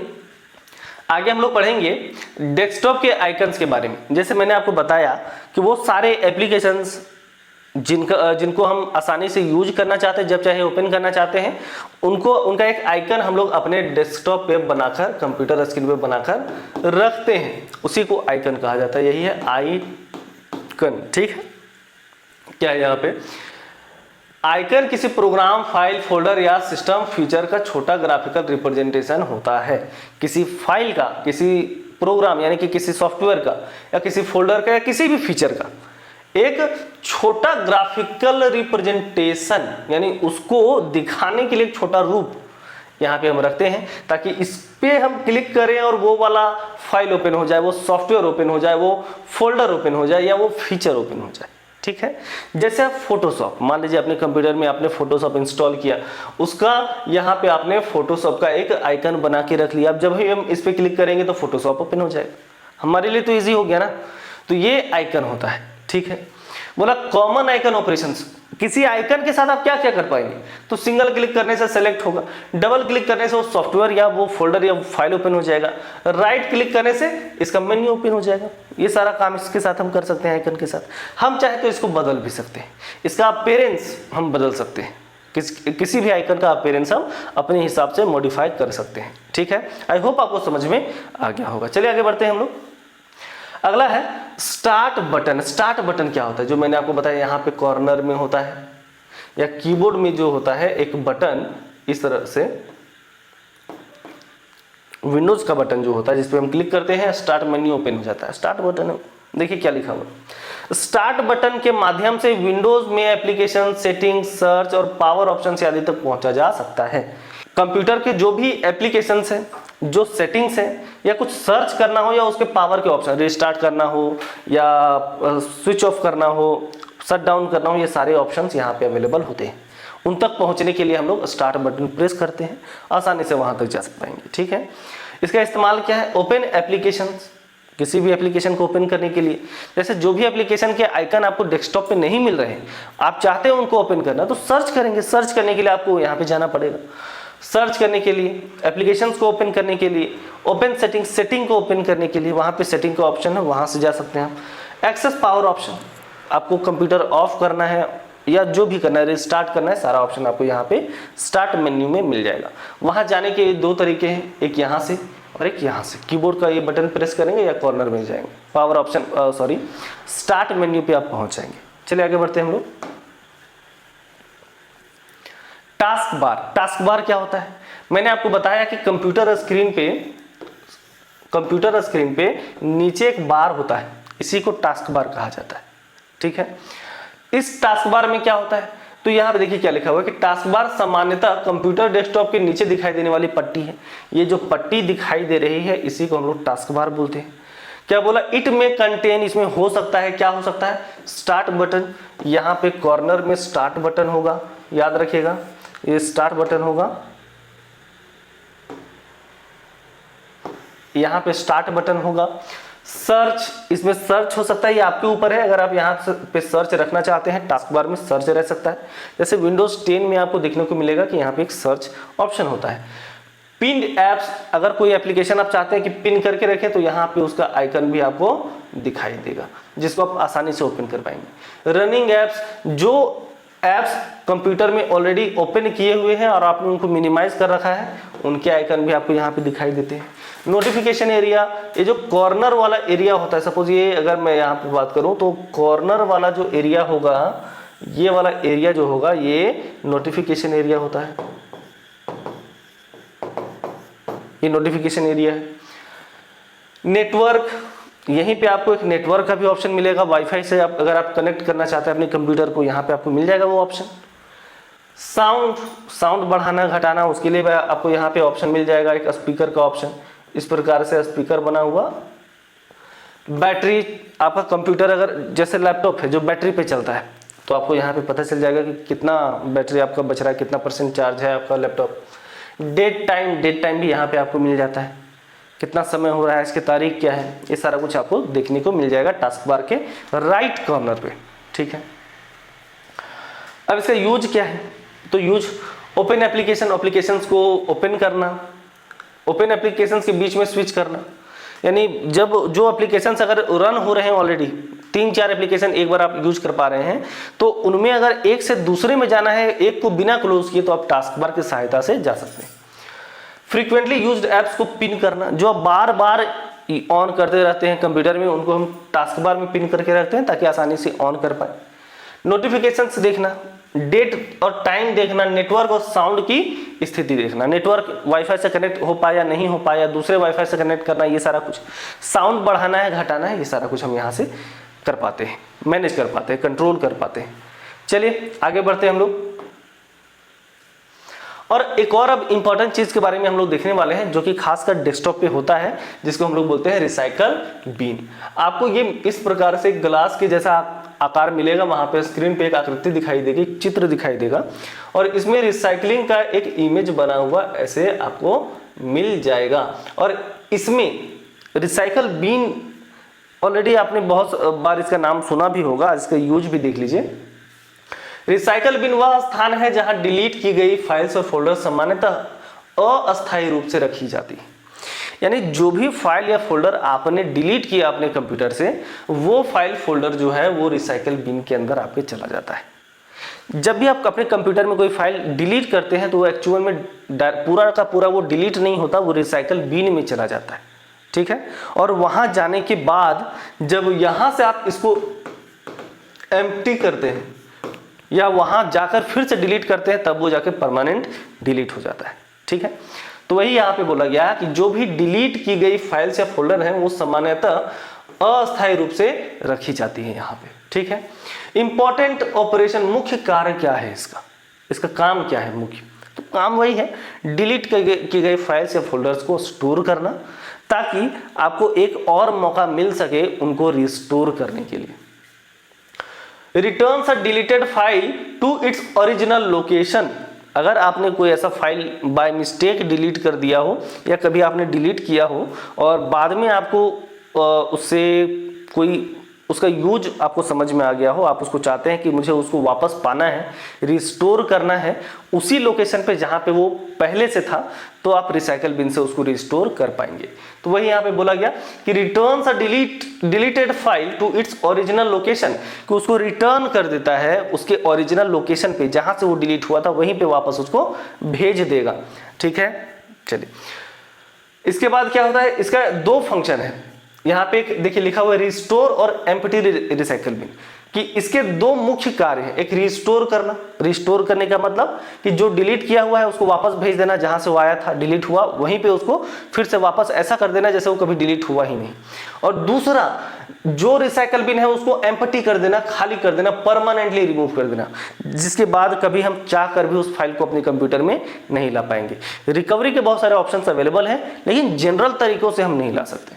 ठीक है, तो एम्प्टी रिसाइकल बिन एक इसका बोल सकते हैं कि ऑप्शन है रिसाइकल बिन में, जिसके थ्रू इसके अंदर के सारे फाइल्स जो भी हमने डिलीट किया हुआ है ऑलरेडी और रिसाइकल बिन में आ चुका है, अब हम अगर रिसाइकल बिन को एम्प्टी कर देते हैं तो सारे जो फाइल्स हैं वो पूरे तरीके से परमानेंटली डिलीट हो जाएंगे और उनको हम चाहकर भी वापस नहीं ला पाएंगे। ठीक है, तो ये जो ऑप्शन है एम्प्टी रिसाइकल बिन, ये परमानेंटली रिमूव करता है सारे आइटम्स को जो रिसाइकल बिन में ऑलरेडी रखे हुए हैं। ठीक है, आई होप आपको ये अच्छे से समझ में आ रहा होगा। एक और इसमें इंपॉर्टेंट पॉइंट है जो याद रखिएगा, एक शॉर्टकट है कि जब भी किसी फाइल को या किसी फोल्डर को डिलीट करना हो तो एक डिलीट बटन होता है हमारे कीबोर्ड में, और जब भी हम उसको प्रेस करते हैं तो जो फाइल होता है वो डिलीट हो जाता है, डिलीट हो जाता है। ठीक है, लेकिन एक और बात याद रखिए, डिलीट होने का मतलब क्या है, रिसाइकल बिन में, रिसाइकल बिन में चला जाता है। लेकिन अगर हम शिफ्ट प्लस डिलीट का इस्तेमाल करें, डिलीट के जगह पे शिफ्ट प्लस डिलीट का अगर हम इस्तेमाल करें तो क्या होगा, ये परमानेंटली डिलीट हो जाएगा, यानी कि रिसाइकल बिन में नहीं जाकर परमानेंट क्या हो जाएगा, परमानेंट डिलीट हो जाएगा फाइल, वो परमानेंटली खत्म हो जाएगा, उसको हम रिकवर फिर यानी कि उसको हम वापस नहीं ला पाएंगे। ठीक है, तो शिफ्ट प्लस डिलीट से परमानेंट डिलीट होता है फाइल, ये भी शॉर्टकट आप याद रखिएगा। चलिए आगे बढ़ते हैं। अगला जो टॉपिक है हमारा वो है इनपुट डिवाइस। इनपुट डिवाइस के बारे में हम लोग ऑलरेडी पढ़ चुके हैं, तो इसमें बहुत ज़्यादा समय हम लोग देंगे नहीं। ये क्या होता है, इनपुट डिवाइस एक हार्डवेयर डिवाइस है जिससे कंप्यूटर को, सीपीयू को इंस्ट्रक्शन भेजा जाता है, जैसे कीबोर्ड, ठीक है, या माउस हो गया, keyboard, mouse, scanner, mic, camera, joystick या टच स्क्रीन, ये सब जो है वो इनपुट डिवाइस के एग्जांपल्स हैं। इनसे इनपुट डिवाइस से कंप्यूटर को यानी कि सीपीयू को इंस्ट्रक्शन भेजा जाता है, इसी वजह से इनको इनपुट डिवाइस कहा जाता है। ठीक है, आगे बढ़ेंगे हम लोग। ये कीबोर्ड है, कीबोर्ड के बारे में हम लोग डिटेल में पढ़ चुके हैं। कीबोर्ड क्या होता है, तो एक इनपुट डिवाइस है जिसमें बहुत सारे बटन्स होते हैं जिनकी मदद से हम टेक्स्ट एंटर कर सकते हैं कंप्यूटर के अंदर, यानी सीपीयू तक जो भी टेक्स्ट है उसको पहुंचा सकते हैं, जो भी डिटेल है उसको पहुंचा सकते हैं, इंस्ट्रक्शन दे सकते हैं कंप्यूटर को। ठीक है, इसमें बहुत सारे कीज होते हैं जैसे alphabet keys, numeric keys, function key, arrow key, enter, space bar, back space, delete, shift, control, alt, caps lock, tab and escape, ये सारे बटन्स होते हैं। ठीक है, चलिए आगे बढ़ते हैं हम लोग। यहाँ पे कुछ दिया हुआ है, जैसे कि एंटर का काम है कंफर्म करना कमांड को, जब किसी चीज को कंफर्म करना हो तो हम लोग एंटर प्रेस करते हैं। स्पेस का काम है स्पेस देना, बैक स्पेस बटन होता है उसका काम है अब उसके लेफ्ट में जो है, लेफ्ट में एक कैरेक्टर को हटाना, जहां पे कर्सर है उसके लेफ्ट में एक कैरेक्टर को हटाना, डिलीट का आगे के कैरेक्टर को हटाना। ठीक है, सिलेक्टेड आइटम या कैरेक्टर हटाना, जो भी सिलेक्टेड है या आगे वाला है उसको डिलीट करना। शिफ्ट, इसका काम क्या है, तो कैपिटल लेटर्स और अल्टरनेट सिंबल्स, यानी कि देखिएगा बहुत सारे कीज में दो सिंबल्स होते हैं, तो शिफ्ट के साथ जैसे हम बटन प्रेस करते हैं तो दूसरा वाला जो सिंबल है वो काम करता है। कंट्रोल का काम है, शॉर्टकट कमांड में इसका यूज होता है, जैसे कंट्रोल प्लस सी कॉपी के लिए, कंट्रोल प्लस भी पेस्ट के लिए, कंट्रोल प्लस एस सेव करने के लिए, तो ये इन सारी चीज़ों के लिए इसका इस्तेमाल होता है। आगे बढ़ेंगे हम लोग। स्कैनर, माइक्रोफोन और वेबकैम, ये तीनों के बारे में समझेंगे। स्कैनर क्या होता है, तो जो इमेजेस को स्कैन करके कंप्यूटर तक पहुंचाए, ठीक है, या डॉक्यूमेंट को स्कैन करके कंप्यूटर तक पहुंचाए। Scanner converts physical document physical document को कन्वर्ट करता है या फोटोग्राफ को डिजिटल फॉर्म में, ठीक है, ताकि उसको कंप्यूटर तक पहुंचाया जा सके, कंप्यूटर में पहुंचाया जा सके। माइक्रोफोन क्या होता है? माइक्रोफोन आपको पता है, आवाज रिकॉर्ड करने के लिए, मैं भी साउंड रिकॉर्ड करने के लिए माइक का इस्तेमाल कर रहा हूं, ठीक है। अब microphone is used to input sound voice into a computer, computer के अंदर वॉइस को भेजने के लिए माइक का इस्तेमाल किया जाता है, ठीक है। वॉइस रिकॉर्डिंग, वॉइस चैट वगैरह में इसका इस्तेमाल होता है, ठीक है। वेबकैम क्या होता है? तो कैमरा ही है। वेबकैम कंप्यूटर में यूज होने वाला जो कैमरा होता है उसी को वेबकैम कहा जाता है।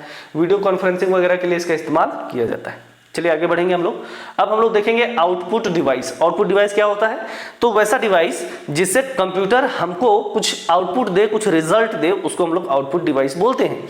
उदाहरण के लिए प्रिंटर से हार्ड कॉपी निकलता है और वो हमको मिल जाता है ना। मेरे पास एक रिजल्ट आता, कुछ आता है मेरे पास, और वो कंप्यूटर के फॉर्म को यानी कि डिजिटल फॉर्म से फिजिकल फॉर्म में कन्वर्ट कर रहा है और मेरे लिए जो है वो आउटपुट हुआ वो। तो ये जो प्रिंटर हुआ वो आउटपुट डिवाइस हो गया।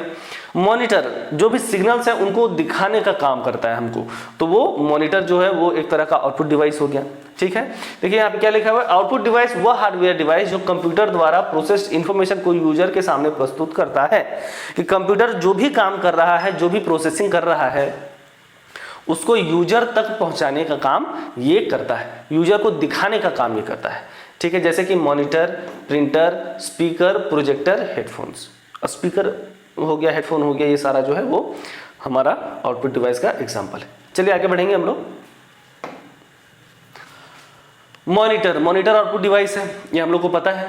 मॉनिटर एक विजुअल आउटपुट डिवाइस है। विजुअल मतलब जिसमें हम लोग कुछ देखते हैं, स्क्रीन, वो आउटपुट डिवाइस है जो टेक्स्ट, इमेज, वीडियोज और अन्य इंफॉर्मेशन दिखाता है और भी अन्य चीजों को हमारे सामने प्रस्तुत करता है, दिखाता है। जैसे कि LCD, LED, OLED, ये सारे जो स्क्रीन से जो टीवीज वगैरह भी हम लोग देखते हैं कि LED टीवी आता है, OLED टीवी आता है, तो ये सब जो है वो एग्जाम्पल हो गया मॉनिटर के। प्रिंटर क्या होता है? प्रिंटर आप सभी को पता है, जो प्रिंट करने का काम करे। इसके भी बहुत सारे प्रकार होते हैं, dot matrix, inkjet, laser printer, है ना। इन सभी चीज़ों के बारे में मैंने डिटेल में पिछले वीडियोज़ में बताया है, इसी वजह से इनमें मैं ज़्यादा समय दे नहीं रहा हूँ, क्योंकि आपने ऑलरेडी वो वीडियोस देख रखा है। अगर आपने देखा नहीं है तो पिछले वीडियोस में जाइए, वहां पे आपको मिल जाएगा, ठीक है। चलिए आगे बढ़ते हैं हम लोग। अगला है माइक्रोसॉफ्ट ऑफिस। ये बहुत इंपॉर्टेंट चीज है, चलिए इसके बारे में हम लोग पढ़ेंगे। माइक्रोसॉफ्ट ऑफिस के बारे में हम लोग देखेंगे, समझेंगे इन चीज़ों के बारे में। देखिए माइक्रोसॉफ्ट ऑफिस अगर पढ़ना हो, ये अपने आप में एक बहुत बड़ा टॉपिक है। इसको सीखना, इसको समझना बहुत समय लगेगा, बहुत ज़्यादा टाइम लगेगा आपको, और प्रॉपर आपको सीखना पड़ेगा। आप देखेंगे कि ADCA जैसे कोर्सेज होते हैं, इन चीज़ों को सिखाने के लिए 6-6 महीना, 1-1 साल लोगों को लग जाता है सीखने में। तो मैं इस प्रकार से आपको बता रहा हूँ, इस प्रकार से वीडियो में समझाऊंगा कि आप अपने एग्जाम में उसको अच्छे से लिख पाए, है ना। एग्जाम में जो क्वेश्चन आएंगे उनको सॉल्व कर पाए। मैं आपको MS वर्ड सिखा नहीं रहा हूँ। तो जो लोग इस हिसाब से सोच रहे हैं कि मैं पूरा सीख लूँगा तब जाके एग्जाम में बैठूंगा, तो मेरे ख्याल से उनके लिए वीडियो नहीं है।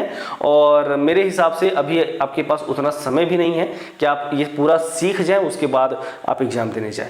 तो इस वजह से मेरे हिसाब से ये बेस्ट तरीका है, जिससे आपको समझ में भी आ जाएगा और जो क्वेश्चन इससे आने वाले हैं वो आपसे सॉल्व भी हो जाएंगे।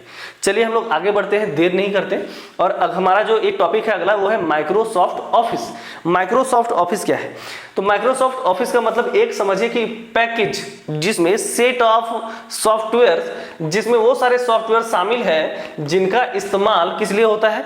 ऑफिस में काम करने के लिए होता है। जैसे माइक्रोसॉफ्ट ऑफिस के अंदर आता है वर्ड, एक्सेल, पावर पॉइंट, ठीक है। तो ये सारे जो सॉफ्टवेयर हैं ये हमारे माइक्रोसॉफ्ट ऑफिस के अंदर आते हैं। मेन ये 3 है, इसके अलावा भी कुछ आता है, कुछ सॉफ्टवेयर्स अलग आते हैं, जैसे कि एक्सेस हो गया, आउटलुक। लेकिन ये जो 3 है, इन तीनों के बारे में जो मैं बता रहा हूं ये मेन सॉफ्टवेयर्स इसके, ठीक है। चलिए सबको एक एक करके समझेंगे, सबके बारे में एक एक करके जानेंगे कि क्या होता है ये। और सबसे पहले हम यहाँ पे देखेंगे कि माइक्रोसॉफ्ट ऑफिस के बारे में यहाँ पे क्या लिखा हुआ है। Microsoft office a productivity software suit.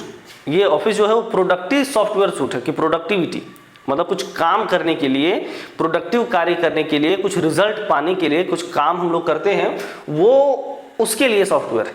ठीक है, वो पैकेज है जिसमें डॉक्यूमेंट प्रोसेसिंग, जिसमें डॉक्यूमेंट्स वगैरह को हम प्रोसेस कर सकते हैं, डॉक्यूमेंट्स बना सकते हैं, एडिट कर सकते हैं, मॉडिफाई कर सकते हैं, ये सारा काम। स्प्रेडशीट, एक बड़ा सा सीट हो उसमें डेटा मेंटेन करना हो, कैलकुलेशंस करना हो, ये कर सकते हैं। प्रेजेंटेशन, प्रेजेंटेशन बनाना हो, किसी के सामने किसी चीज़ के बारे में आपको डिटेल बतानी है तो वहाँ पे हम उसके बारे में ज़्यादा जानकारियाँ दे सकते हैं। तो प्रेजेंटेशन आदि के लिए एप्लीकेशन शामिल होते हैं कि जिसमें इन सभी चीज़ों के लिए एप्लीकेशन जो सॉफ्टवेयर है वो शामिल होता है। इसी ऑफिस सूट को, इसी प्रोडक्टिविटी सॉफ्टवेयर सूट को हम लोग क्या बोलते हैं? माइक्रोसॉफ्ट ऑफिस या ऑफिस टूल बोलते हैं उसको।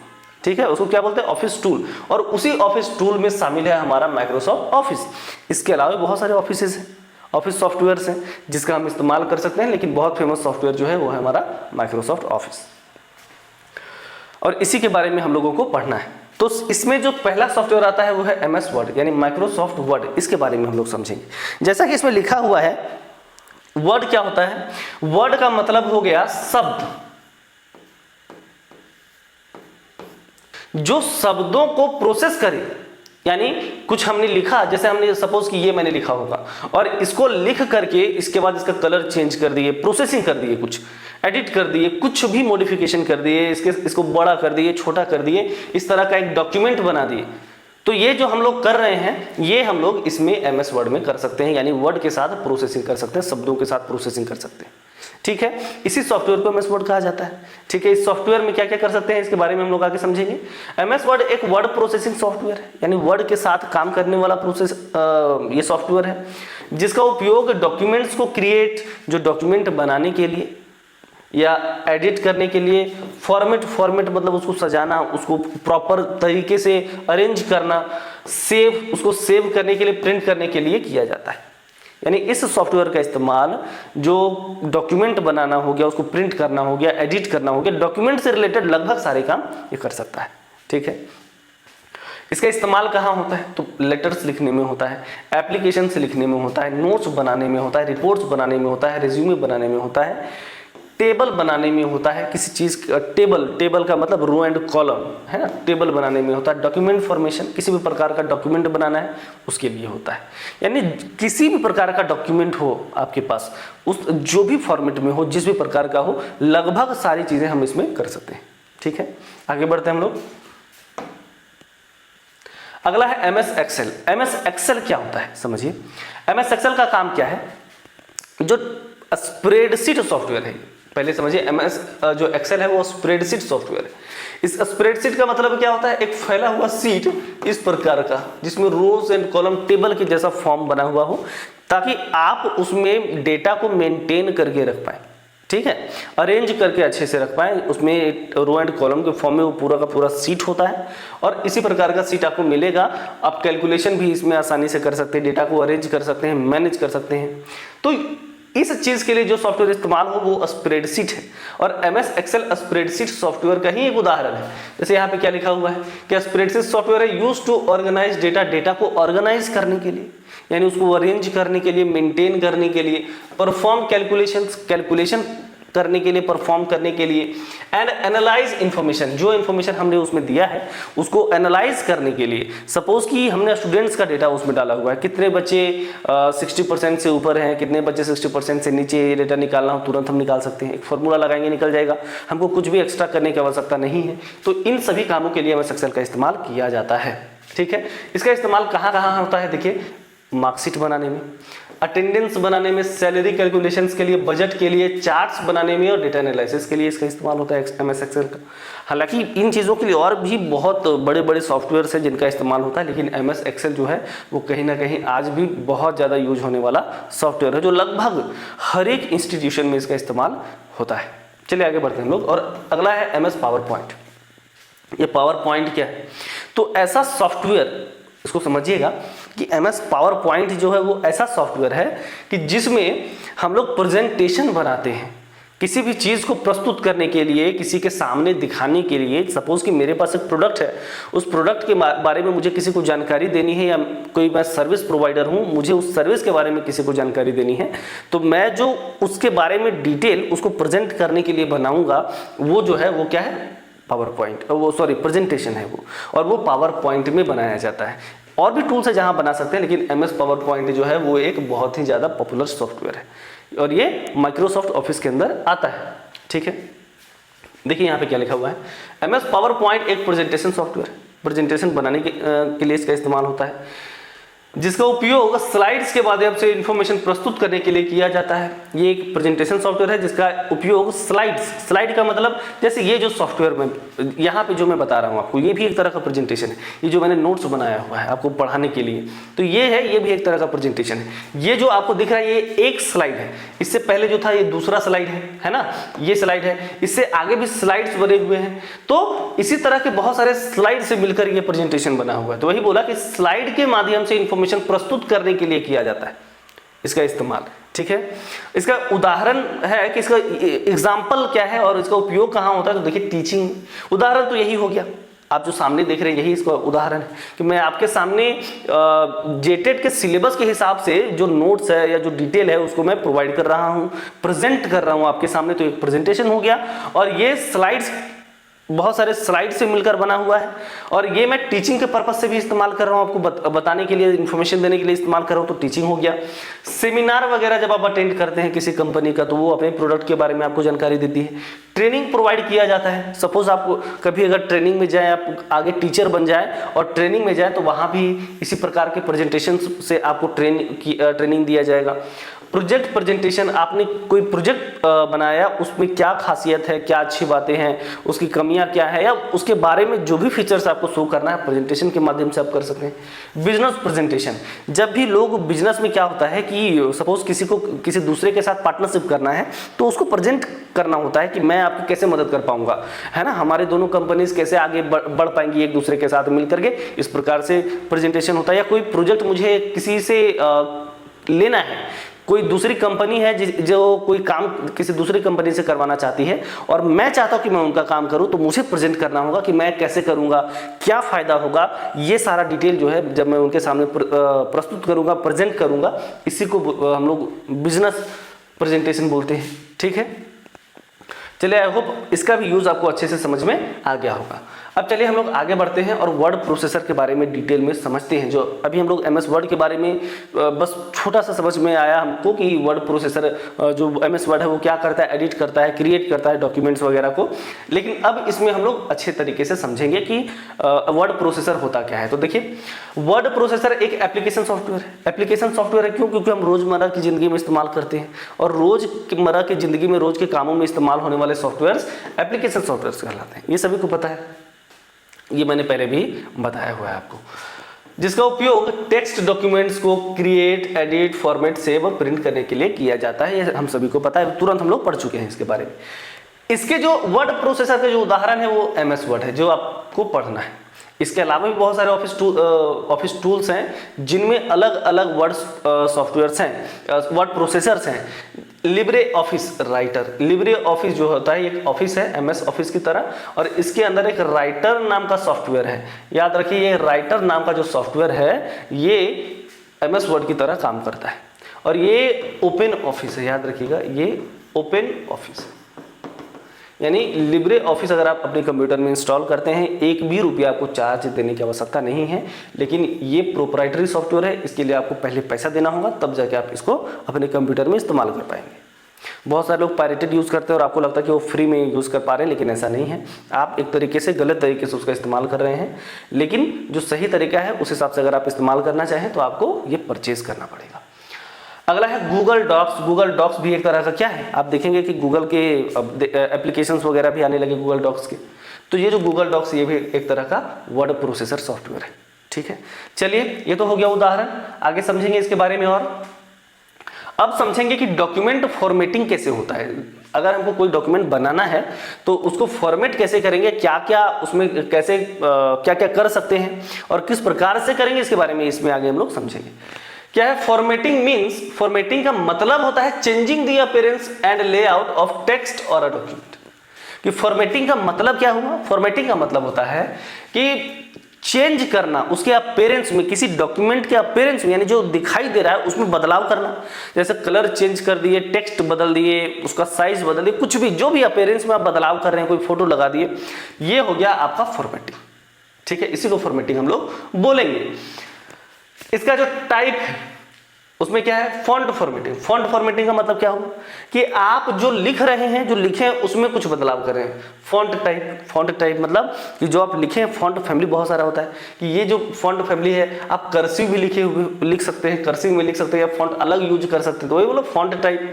फॉन्ट साइज, किस प्रकार का फॉन्ट यूज कर रहे हैं, साइज क्या है, बड़ा करना है, छोटा करना है। फॉन्ट कलर, किस कलर का फॉन्ट रखना चाहते हैं, बोल्ड करना चाहते हैं, इटैलिक करना चाहते हैं, अंडरलाइन करना चाहते हैं, क्या करना चाहते हैं, ये हो गया फॉन्ट फॉर्मेटिंग। ठीक है, पैराग्राफ फॉर्मेटिंग क्या होता है, समझिए अलाइनमेंट। जैसे ये जो मेरा अलाइनमेंट है, अगर आप देखेंगे कि लेफ्ट साइड से शुरू हो रहा है तो ये लेफ्ट अलाइनमेंट, सेंटर से शुरू होता तो सेंटर अलाइनमेंट, राइट से शुरू होता तो राइट अलाइनमेंट। अगर दोनों साइड बिल्कुल बराबर होता कि उधर भी और इस साइड भी बराबर होता तो उसको हम लोग बोलते जस्टिफाई अलाइनमेंट। ठीक है, तो ये जो है ये इस प्रकार से बहुत सारे पैराग्राफ फॉर्मेटिंग भी होती है। जैसे अलाइनमेंट, लाइन स्पेसिंग कि दो पैराग्राफ के बीच में कितना लाइन का स्पेस होना है, इंडेंटेशन शुरू में जहां से शुरू हो रहा है फिर ये क्या कितना आपको अगर स्पेस देना है तो इंडेंट जो होता है कि आप आगे दे सकते हैं, इसको आगे बढ़ा करके लिख सकते हैं। ये सपोज कि ये पैराग्राफ मैं लिख रहा हूं तो मैं चाहता तो इस पैराग्राफ को मैं इतना स्पेस छोड़कर यहां से शुरू कर सकता था, तो वो इंडेंटेशन हो गया। बुलेट्स, पॉइंट्स अगर मैं दूं कि चलो एक बुलेट पॉइंट्स यहाँ मैं इस तरह से देकर लिख रहा हूँ, बुलेट पॉइंट्स हो गए। नंबरिंग, इसी बुलेट पॉइंट की जगह पर 1 2 मैं कर दूं या A B कर दूं तो ये भी हो सकता है, तो ये नंबरिंग हो गया। इस तरह की सारी चीजें हम लोग पैराग्राफ में कर सकते हैं और ये पैराग्राफ फॉर्मेटिंग के अंदर ये सारी चीजें आती हैं। ठीक है, समझ में आया? चलिए आगे बढ़ते हैं। इसमें क्या क्या कर सकते हैं हम लोग, बोल्ड कर सकते हैं, उसका शॉर्टकट है Ctrl+B। टेक्स्ट को मोटा करना, थोड़ा बोल्ड हो जाता है, मोटा हो जाता है जो भी टेक्स्ट है। इटैलिक, इसका शॉर्टकट होता है Ctrl+I और ये टेक्स्ट तिरछा कर देता है, हल्का तिरछा करके लिखा हुआ होता है। अंडरलाइन Ctrl+U, नीचे लाइन आ जाता है, अंडरलाइन हो जाता है। जैसे मैं यहाँ पे ये कर दूं, इस तरह का लिखा हुआ आएगा, अंडरलाइन आएगा। कॉपी करना Ctrl+C, कॉपी होता है, इससे शॉर्टकट्स हैं। आगे देखिए, कट करने के लिए Ctrl+X का इस्तेमाल होता है, पेस्ट करने के लिए Ctrl+V, अंडू के लिए Ctrl+Z, रीडू के लिए Ctrl+Y और सेव करने के लिए Ctrl+S। ये कुछ मुख्य शॉर्टकट्स हैं, सारे नहीं हैं लेकिन जो जितने जरूरी हैं उतना यहाँ पे आपको दिया हुआ है। अगर आप इसको और जानना चाहते हैं शॉर्टकट्स के बारे में और डिटेल और भी बहुत सारे टॉपिक्स हैं इसमें, उनके बारे में जानना चाहते हैं, एक हमारा वीडियो है चैनल पे, अगर आप ढूंढेंगे तो आपको मिल जाएगा। उसमें बहुत सारे शॉर्टकट्स बताए हुए हैं कि कौन कौन से शॉर्टकट्स होते हैं पूरे कंप्यूटर में, जिसमें MS वर्ड में भी कौन कौन से शॉर्टकट होते हैं ये भी दिया हुआ है, MS ऑफिस में कितने होते हैं ये भी दिया हुआ है। आप वहाँ पे भी जाके इन सभी चीज़ों के बारे में देख सकते हैं। ठीक है, चलिए आगे बढ़ते हैं हम लोग। अगला है टेक्स्ट अलाइनमेंट के बारे में डिटेल में समझते हैं कि क्या क्या होता है। लेफ्ट अलाइनमेंट होता है, सेंटर होता है, राइट होता है, जस्टिफाई, ये मैंने अभी बताया था। इसके लिए अलग अलग शॉर्टकट है, Ctrl+L, Ctrl+E, Ctrl+R और Ctrl+G, ये सारे शॉर्टकट्स हैं अलाइनमेंट के लिए। मैंने आपको समझा दिया था कि अलाइनमेंट कैसे होता है, लेफ्ट होता है, सेंटर होता है, राइट होता है, दोनों तरफ बराबर होगा तो जस्टिफाई होगा। ठीक है, इसके बाद देखिए यहाँ पे क्या है, MS वर्ड स्क्रीन के प्रमुख भाग। जो MS वर्ड होता है उसमें जो स्क्रीन आता है, MS वर्ड जब आप ओपन करेंगे तो जो आपके सामने स्क्रीन आएगा उसमें पहला होता है टाइटल बार। टाइटल बार किसको बोलते हैं, सपोज ये आपके कंप्यूटर का स्क्रीन है तो ऊपर में जो लिखा हुआ आता है, सबसे पहले यहाँ लिखा हुआ आएगा अनटाइटल्ड, और ये जो अनटाइटल्ड है ये वाला जो बार दिख रहा है इसी को टाइटल बार कहा जाता है। समझ में आया? ये यही है टाइटल बार, जहां पे इस डॉक्यूमेंट का टाइटल लिखा हुआ है, नाम लिखा हुआ आता है। इसको सेव करेंगे तो यहाँ अनटाइटल्ड की जगह पे अगर आप ABC लिख देंगे तो ABC लिखा हुआ है। ठीक है, तो ये टाइटल बार हो गया। आगे बढ़ेंगे हम लोग। अगला है, इसमें क्या होता है, quick access tool bar. Quick access tool bar क्या होता है, आप देखेंगे कि उसमें एक ऊपर की साइड ही यहाँ पे एक टूल बार आता है जिसमें कुछ कुछ चीजें पहले से छोटा छोटा आइकन बना हुआ रहता है, इसी को क्विक एक्सेस टूल बार कहा जाता है। यानी आप इजीली क्विक एक्सेस कर सकते हैं। यहाँ कुछ आप शॉर्टकट्स बना कर रख सकते हैं और उसका इस्तेमाल आप कर सकते हैं। अगला फाइल टैब। फाइल टैब क्या होता है? तो जो स्क्रीन होता है इसमें ये जो टाइटल बार है, यहाँ टाइटल बार के जस्ट नीचे यहाँ पे लिखा हुआ आता है फाइल, फॉर्मेट, और यहाँ पे इंसर्ट होता है, ऐसे करके लिखा हुआ आता है। बहुत सारे मेन्यूज होते हैं। फाइल पे क्लिक करेंगे तो यहाँ पे एक इस प्रकार का मेन्यू ओपन हो जाएगा। ओपन होगा, ओपन, न्यू, ऐसे करके बहुत सारा सेव वगैरह का ऑप्शन यहाँ पे आपको मिल जाएगा। तो ये फाइल टैब होता है। इसी को फाइल टैब हम लोग बोलेंगे। रिबन, रिबन क्या होता है? रिबन समझिए, जब भी हम कोई डॉक्यूमेंट बनाते हैं, ये हमारा स्क्रीन है और यहाँ ये टाइटल बार हो गया और इसके नीचे समझिएगा कि ये इसके नीचे जो आता है, यहाँ से टूल्स होते हैं, यहाँ पे टूल्स होते हैं बहुत सारे, इसी को रिबन कहा जाता है। ठीक है, ये पूरा का पूरा रिबन होता है। Ribbon tabs. टैब्स क्या होते हैं? ये जो होता है, यहाँ पे मैंने आपको बताया कि फाइल लिखा हुआ होता है, फाइल, इंसर्ट, ये सब लिखा हुआ होता है, यही टैब्स है। File tab, insert tab, format tab, ऐसे बहुत सारे टैब्स होते हैं। तो वो सारे लेआउट टैब होता है। डॉक्यूमेंट एरिया क्या होता है? डॉक्यूमेंट एरिया इस वाले एरिया को, जहाँ पे हमको लिखना है, जो भी करना है, डॉक्यूमेंट बनाना है, उसको डॉक्यूमेंट एरिया बोलेंगे। रूलर क्या होता है? जब हम डॉक्यूमेंट बनाते हैं, किनारे स्केल जैसा आता है, ऐसे क्या हुआ रहेगा, और यहाँ पे 1 2 3 4 5 6 7 ऐसे लिखा हुआ है। ये ही रूलर है। यानी ये बताता है आपको, जैसे आप जो सेट किए हैं, जिस प्रकार का पेज लिए हैं और रूलर को जिस तरह से सेट किए हैं, बताता है कि आपका पेज का साइज क्या है, आप कितना, मतलब कुछ अगर आप स्पेस छोड़कर लिखना चाहते हैं, कितना स्पेस छोड़कर लिखना चाहते हैं, ये सारा वहां से पता चलता रहे। तो रूलर है वो। स्क्रॉल बार। स्क्रॉल बार क्या होता है? पेज अगर बड़ा है, ये सपोज पेज बड़ा है, इसको, लेकिन स्क्रीन इतना बड़ा है, इसको स्क्रॉल करेंगे ना तो किनारे एक स्क्रॉल बार होता है, इस प्रकार से, है ना। इसको ऊपर नीचे करेंगे तो पेज ऊपर नीचे होगा, वही स्क्रॉल बार है। स्टेटस बार क्या होता है? स्टेटस बार किसको बोलते हैं? तो स्क्रीन के लास्ट में, सपोज ये हमारा स्क्रीन है, तो एकदम अंत में यहाँ पे कुछ लिखा हुआ आएगा और स्टेटस, इस डॉक्यूमेंट का कितने वर्ड आपने इस डॉक्यूमेंट में लिखा है वो यहाँ पे लिखा हुआ आएगा। तो ये स्टेटस बार है इसका। ठीक है, अगला है जूम कंट्रोल। जूम कंट्रोल मतलब पेज को आप जूम कर सकते हैं, घटा, उसका जूम मतलब उसको बढ़ा सकते हैं, घटा सकते हैं। वो एक्चुअल में क्विक एक्सेस टूल बार में ही आपको मिल जाता है, या उसके लिए एक अलग टैब है, वहाँ पे जाके आप जूम कर सकते हैं। व्यू का एक टैब होता है, उसके अंदर आप जूम कर सकते हैं। तो ये सारा ऑप्शन आपको वहाँ पे मिल जाता है। ठीक है, अब आते हैं मेन्यू बार, रिबन। इसके बारे में हम लोग समझेंगे, रिबन के बारे में समझेंगे। जो मैंने बोला कि टूल्स जिसमें होते हैं उसके बारे में हम लोग समझेंगे कि क्या होता है ये मेन्यू बार। विभिन्न कमांड्स और ऑप्शन तक पहुंच प्रदान करता है। कि जो मेन्यू बार होता है, जो वो क्या करता है, बहुत सारे ऑप्शन तक हमको एक्सेस देता है। वहाँ पे बहुत सारे ऑप्शंस हैं जिनका यूज आप कर सकते हैं। बोला कि आधुनिक MS वर्ड में कमांड मुख्यतः टैब और रिबन के माध्यम से व्यवस्थित होते हैं। जैसे आप कमांड जो है, जैसे आप टेक्स्ट को बोल्ड करना चाहते हैं, अब बोल्ड करने के लिए आपको शॉर्टकट भी नहीं याद है तो ऑप्शन चाहिए ना आपको। तो ऑप्शन अगर हम एक एक करके ढूंढते फिरेंगे तो बहुत मुश्किल हो जाएगी। इसी वजह से क्या होता है कि रिबन में ही बोल्ड करने के लिए B लिखा हुआ है, आपको बस पता होना चाहिए। B पे क्लिक करेंगे, बोल्ड हो जाएगा टेक्स्ट। ऐसे ही बहुत सारे टूल्स यहाँ पे दिए हुए, वही यहाँ पे बोला कि मुख्यतः टैब्स और रिबन के माध्यम से ही व्यवस्थित किए जाते हैं। जो भी आपको करना है ना, कमांड्स, वो सारे कमांड्स वहाँ पे आइकन के माध्यम से दिए गए हैं, जिसपे आप क्लिक करके अपना काम कर सकते हैं रिबन में। ठीक है, जो प्रमुख टैब हैं, टैब यहाँ पे जो मैं बता रहा हूँ आपको, टैब्स जो होते हैं क्या क्या, होम, इंसर्ट, डिज़ाइन। होम का वही है आपका, होम जो है मतलब मेन, आप होम स्क्रीन पे आ जाएंगे, है ना। फाइल होता है, इसी के बगल में फाइल होता है, या होम फाइल ही बोल दीजिए कि फाइल टैब होता है।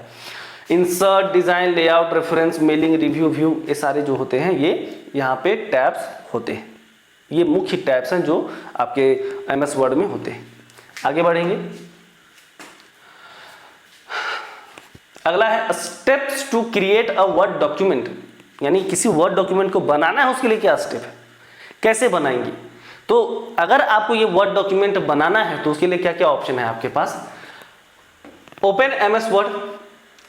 MS वर्ड को सबसे पहले ओपन करें। इसको ओपन करने के लिए क्या करेंगे, तो सबसे पहले आप जाएंगे कहाँ पे, मैंने बताया भी था पहले भी, कुछ सॉफ्टवेयर्स को ओपन करने के लिए। तो ओपन करने के लिए आपको कहाँ जाना है, तो कंप्यूटर जैसे कंप्यूटर स्क्रीन है तो सबसे पहले आपको जाना है स्टार्ट मेन्यू में, यहाँ पे आप कॉर्नर में क्लिक करके जा सकते हैं, या आपके कीबोर्ड में एक बटन होता है इस प्रकार का, इस पे क्लिक करके जा सकते हैं। तो जैसे ही जाएंगे आप स्टार्ट मेन्यू में चले जाएंगे, आपको सर्च का ऑप्शन मिलेगा, वहां सर्च करेंगे वर्ड, या कंप्यूटर में जहां भी सर्च का ऑप्शन मिले सर्च कीजिए वर्ड, आपको मिल जाएगा, क्लिक करेंगे ओपन हो जाएगा। ठीक है, इसके बहुत सारे तरीके हैं, लेकिन ये एक तरीका है जो हर एक सिस्टम में काम करेगा। शॉर्टकट से अगर आप जानना चाहते हैं तो आपको विंडोज बटन, ये जो इस बटन को विंडो बटन भी कहा जाता है ना, तो window button plus are press जैसे करेंगे तो स्क्रीन पे एक बॉक्स खुल जाएगा इस प्रकार का, और लिखा हुआ इसमें लिखना रहेगा, तो यहाँ पे लिखेंगे हम, यहाँ पे क्या लिखेंगे, विन वर्ड। जैसे विन वर्ड लिखेंगे एंटर करेंगे, आपके सामने जो MS वर्ड है वो ओपन हो जाएगा। तो ये एक तरीका ये भी है। अगला है, जैसे ये हो उसके बाद हमको क्या करना है कि सेलेक्ट ब्लैंक डॉक्यूमेंट, वहाँ ऑप्शन आएगा कि आपको पहले से ही पता है क्या कि रिज्यूमे बनाना है, तो वहाँ बहुत सारे फॉर्मेट मिल जाते हैं रिज्यूम की, तो उस पर क्लिक करके आप जा सकते हैं। लेकिन अगर आप चाहते हैं कि नहीं हमको अपना डॉक्यूमेंट खुद से बनाना है, तो आप ब्लैंक डॉक्यूमेंट सेलेक्ट कीजिए। तो जैसे ही ब्लैंक डॉक्यूमेंट सेलेक्ट करेंगे उसके बाद क्या होगा, जो भी आपको लिखना है, टाइप द टेक्स्ट, आपको उसमें कुछ लिखना है, लेटर लिखना है लेटर लिखिए, जो करना है कीजिए, सेलेक्ट द रिक्वायर्ड टेक्स्ट, उसके बाद आप उसको सेलेक्ट कीजिए, जो फॉर्मेटिंग अप्लाई करना है अप्लाई कीजिए, अलाइनमेंट सेट कीजिए और सेव कीजिए, बन गया आपका डॉक्यूमेंट। उसको प्रिंट निकालना है, प्रिंट आउट निकालिए उसका। तो इस प्रकार से आप डॉक्यूमेंट बना सकते हैं। तो सबसे पहला काम ओपन करना हो गया, फिर डॉक्यूमेंट को सेलेक्ट करना, जो भी टेक्स्ट वगैरह फॉर्मेटिंग होगा जो भी उसको अप्लाई कीजिए, उसके बाद सेव कीजिए, आपका काम हो जाएगा। तो इस प्रकार से ये स्टेप्स हैं किस चीज का, वर्ड डॉक्यूमेंट बनाने का। आगे बढ़ेंगे हम लोग। चलिए, ये तो हम लोग समझ गए वर्ड के बारे में, ठीक है, ये वर्ड के बारे में हम लोग समझ गए कि कैसे काम करता है। अगला है file and folder management in Windows. File और फोल्डर कैसे मैनेज करेंगे विंडोज में, ठीक है। यानी विंडोज मतलब ऑपरेटिंग सिस्टम जो हम लोग माइक्रोसॉफ्ट का यूज करते हैं, ये बोलते हैं ना कि विंडोज 8, विंडोज 10, विंडोज 11, विंडोज 11 अभी चल रहा है। तो ये जो विंडोज है इसमें फाइल और फोल्डर को कैसे मैनेज करना है, इसके बारे में हम लोग अभी पढ़ने वाले हैं, ठीक है। तो फाइल क्या होता है, पहले इसको समझिए कि फाइल क्या होता है। A file is a named collection of data और information store on a computer, कि कंप्यूटर में डेटा को स्टोर जब हम करते हैं तो उसको हम कोई नाम देते हैं और वही जो है वो हमारा फाइल कहलाता है। फाइल कंप्यूटर में स्टोर डेटा इंफॉर्मेशन का एक नाम कलेक्शन जो भी इंफॉर्मेशन वगैरह कलेक्ट करके हम रखते हैं उसी का एक नाम है, समझिए फाइल, ठीक है। चलिए, उदाहरण के लिए जैसे notes.docx, अब इसमें कुछ नोट्स वगैरह हम बना कर रखे हैं, डॉक्यूमेंट के फॉर्मेट में सेव कर दिए, यहाँ पे एक्सेल के फॉर्मेट में सेव कर दिए। एक चीज और मैं आपको बता दूं, बहुत बार क्या होता है कि आप ना ये समझ लीजिए कि जो भी सॉफ्टवेयर मैंने पढ़ा है, जैसे जो हमने वर्ड पढ़ा, वर्ड डॉक्यूमेंट जब हम लोग सेव करते हैं तो DOC में सेव होता है, उसका जो एक्सटेंशन इस तरीके से डॉट के बाद जैसे ABC.DOC, तो ये जो इसको एक्सटेंशन कहा जाता है, डॉट के बाद जो होता है उसको एक्सटेंशन कहा जाता है, ठीक है। तो जो एक्सटेंशन होता है वो .DOC होगा या DOCX होगा, जो अभी चल रहा है उसमें DOCX होता है, पहले वाले में DOC होता है। जैसे 2007 तक के अगर हम देखें तो उसमें DOC होता था।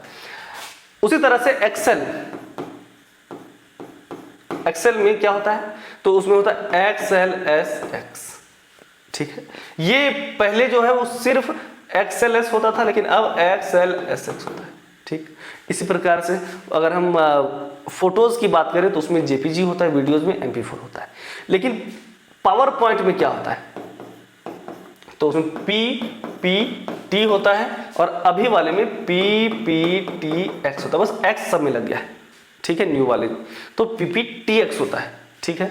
चलिए आगे बढ़ेंगे हम लोग। तो फाइल समझ में आ गया कि जो भी हम लोग कुछ बना कर रखते हैं, जैसे हमने प्रेजेंटेशन बनाया उसको सेव किया वो एक फाइल बन गया, वीडियो बनाया वो एक फाइल बन गया, एक्सेल सीट हमने सेव किया वो एक फाइल बन गया। तो इस प्रकार से इंफॉर्मेशन हम कलेक्ट करके उसको एक नाम देते हैं, वही फाइल। फोल्डर क्या होता है, तो उन्हीं फाइल्स को रखने के लिए एक कंटेनर चाहिए, उसी कंटेनर को फोल्डर हम लोग बोलते हैं, ठीक है। अब फोल्डर एक कंटेनर है, फोल्डर जो होता है कंटेनर। अब folder is a container used to organize and store files and other folder, कि एक कंटेनर की तरह काम करता है ये, जिसके अंदर हम फाइल्स को या दूसरे फोल्डर्स को स्टोर करके रख सकते हैं, व्यवस्थित करके रखने के लिए किया जाता है इसका इस्तेमाल, ठीक है। आगे बढ़ेंगे हम लोग। हालांकि मुझे पता है कि आप लोग फाइल और फोल्डर से अच्छी तरीके से वाकिफ हैं। चलिए, फाइल क्या होता है? स्टोर डेटा, जो डेटा को स्टोर करके रखता है। फोल्डर क्या होता है? ऑर्गेनाइजेस फाइल फोल्डर, जो फाइल और फोल्डर्स को ऑर्गेनाइज करके रखता है ना, वो फोल्डर है। लेकिन फाइल क्या? डेटा को स्टोर करता है अपने अंदर, है ना, उसका एक अपना कुछ नाम होता है, फोल्डर का भी अपना एक नाम होता है। डेटा कंटेन इनसाइड, इसके अंदर डेटा होता है फाइल के अंदर। File folder can be contain inside, इसके अंदर फोल्डर भी रखा जा सकता है, फाइल भी रखा जा सकता है, जबकि डेटा को रखने के लिए फाइल और उस फाइल को रखने के लिए फोल्डर, या दूसरे फोल्डर को रखने के लिए ये वाला फोल्डर। एग्जाम्पल जैसे इस प्रकार से है, तो ये जहां पे भी डॉट के बाद कुछ लगा हुआ रह जाए तो समझ लीजिए कि ये फाइल है। हालांकि फोल्डर का नाम भी ऐसे रख सकते हैं, लेकिन इस तरह से फाइल का ही नाम होता है। एग्जाम्पल इस तरह कंप्यूटर नोट्स नाम का एक फोल्डर बना है, जिसमें बहुत सारे नोट्स मैंने रख दिए हैं, बहुत सारे फाइल्स रख दिए हमने। यूजुअली एन एक्सटेंशन, इसमें एक्सटेंशन होता है और लगभग हमेशा ही एक्सटेंशन होता है, ठीक है। इसमें usually does not require an extension, इसके अंदर एक्सटेंशन की आवश्यकता नहीं पड़ती, ठीक है। चलिए आगे बढ़ेंगे हम लोग। फाइल एक्सटेंशन, अब हम लोग पढ़ेंगे फाइल एक्सटेंशन के बारे में। जैसे मैंने आपको बताया था, फाइल एक्सटेंशन का मतलब अंत वाला भाग, वह भाग जो फाइल के प्रकार को बताता है। इससे पता चलता है कि फाइल का प्रकार क्या है, जो डॉट के बाद होता है उसी को हम लोग फाइल एक्सटेंशन बोलते हैं। जैसे बोला कि MS वर्ड के लिए .docx, अभी हम तुरंत इस चीज़ को पढ़ चुके हैं। एक्सेल के लिए XLSX, पावर पॉइंट के लिए PPTX, टेक्स्ट के लिए .txt, इमेज के लिए JPG या JPEG, इमेज का एक और है PNG, ऑडियो के लिए MP3, वीडियो के लिए MP4, PDF के लिए .pdf, ठीक है। ये सारा हो गया हमारा फाइल एक्सटेंशन, ठीक है। आगे बढ़ेंगे हम लोग। अगला है इंपॉर्टेंट फाइल फोल्डर ऑपरेशंस, प्रमुख कार्य। जो कुछ इंपॉर्टेंट फाइल फोल्डर का ऑपरेशन है, जिसका मुख्य काम क्या है, इसके बारे में हम लोग इसमें समझेंगे। तो अगला जो है वो है क्रिएट अ न्यू फोल्डर, नया फोल्डर को बनाना। न्यू फोल्डर को बनाना जो है वो एक तरह से इसमें हम लोग काम कर सकते हैं फोल्डर के लिए। तो उसको बनाने के लिए हम लोग क्या क्या करेंगे, देखिए यहाँ पे स्टेप्स भी लिखे हुए हैं। ओपन डेस्कटॉप कंप्यूटर को ओपन करेंगे। फाइल एक्सप्लोरर, फाइल एक्सप्लोरर का मतलब देखिएगा कि कंप्यूटर में या तो माई पीसी आ जाए, माई पीसी ऐसे कंप्यूटर बना हुआ होगा, एक आइकन माई पीसी लिखा हुआ होगा, या दिस पीसी लिखा हुआ होगा, या माई पीसी, दिस पीसी, या कहीं माई कंप्यूटर लिखा हुआ होगा,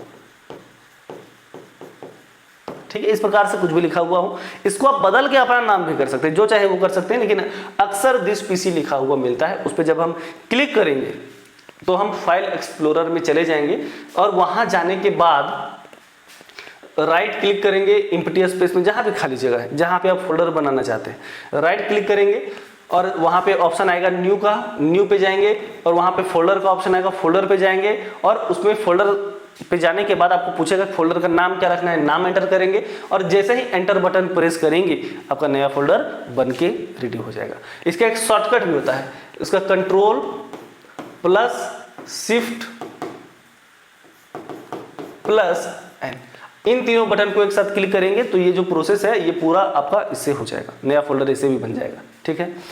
अब चलिए अगर किसी फोल्डर को रीनेम करना हो तब क्या करेंगे, तो सेलेक्ट करेंगे, जिस फोल्डर को हमको रीनेम करना है उसको सेलेक्ट करेंगे, राइट क्लिक करेंगे, रीनेम का ऑप्शन आएगा, रीनेम पे जाएंगे, नया नाम सेलेक्ट करेंगे और एंटर प्रेस कर देंगे, हो जाएगा। इसका भी जो शॉर्टकट है वो है F2 प्रेस करेंगे, रीनेम हो जाएगा सेलेक्ट करके। कॉपी करने के लिए सेलेक्ट करेंगे और प्रेस कंट्रोल सी शॉर्टकट ही बता रहा है, कंट्रोल सी प्रेस करेंगे और जहाँ पे जाना है लेके जाना है वहाँ पे जाएंगे और कंट्रोल भी प्रेस करेंगे, इससे पेस्ट होता है। इसका एक और जो अगर हम इसका लॉन्ग वर्जन मैं बोलूँ तो राइट सेलेक्ट, फिर राइट क्लिक और राइट क्लिक के बाद कॉपी, ठीक है, राइट क्लिक और फिर कॉपी करेंगे और फिर जहाँ उसको लेकर जाना है वहाँ जाएंगे और फिर राइट क्लिक करेंगे और पेस्ट करेंगे, वहां पे आपने जो भी कॉपी किया था वो पेस्ट हो जाएगा। सेम वैसे ही select press control X cut के लिए, ये कट के लिए इस्तेमाल होता है, ठीक है। ओपन डेस्टिनेशन और फिर पेस्ट कर देंगे, वहां चला जाएगा। लेकिन समझिए कट अगर करना हो तो राइट क्लिक करके कट कर सकते हैं और फिर जहां पे उसको लेके जाना है वहां जाएंगे, डेस्टिनेशन यानी जहां पे लेके जाना है वहां जाएंगे और कंट्रोल भी करेंगे या सेम राइट क्लिक और पेस्ट, वहां पे चला जाएगा। डिलीट करने के लिए तो डिलीट बटन है, डायरेक्ट शॉर्टकट है, डिलीट करेंगे या सेलेक्ट और डिलीट बटन यहाँ पे लिखा हुआ है, लेकिन क्या करेंगे राइट क्लिक राइट क्लिक करेंगे और फिर डिलीट करेंगे, ठीक है, और ये रिसाइकल बिन में चला जाएगा, कोई दिक्कत नहीं है। आई होप आपको ये सारा चीज़ जो है वो अच्छे से समझ में आ गया कि फोल्डर के साथ क्या क्या कर सकते हैं। एक तो नया बना सकते हैं, नया फोल्डर रीनेम कर सकते हैं, कॉपी कर सकते हैं, मूव कर सकते हैं और डिलीट कर सकते हैं, ये सारा काम हम इसके साथ कर सकते हैं। आगे बढ़ेंगे हम लोग।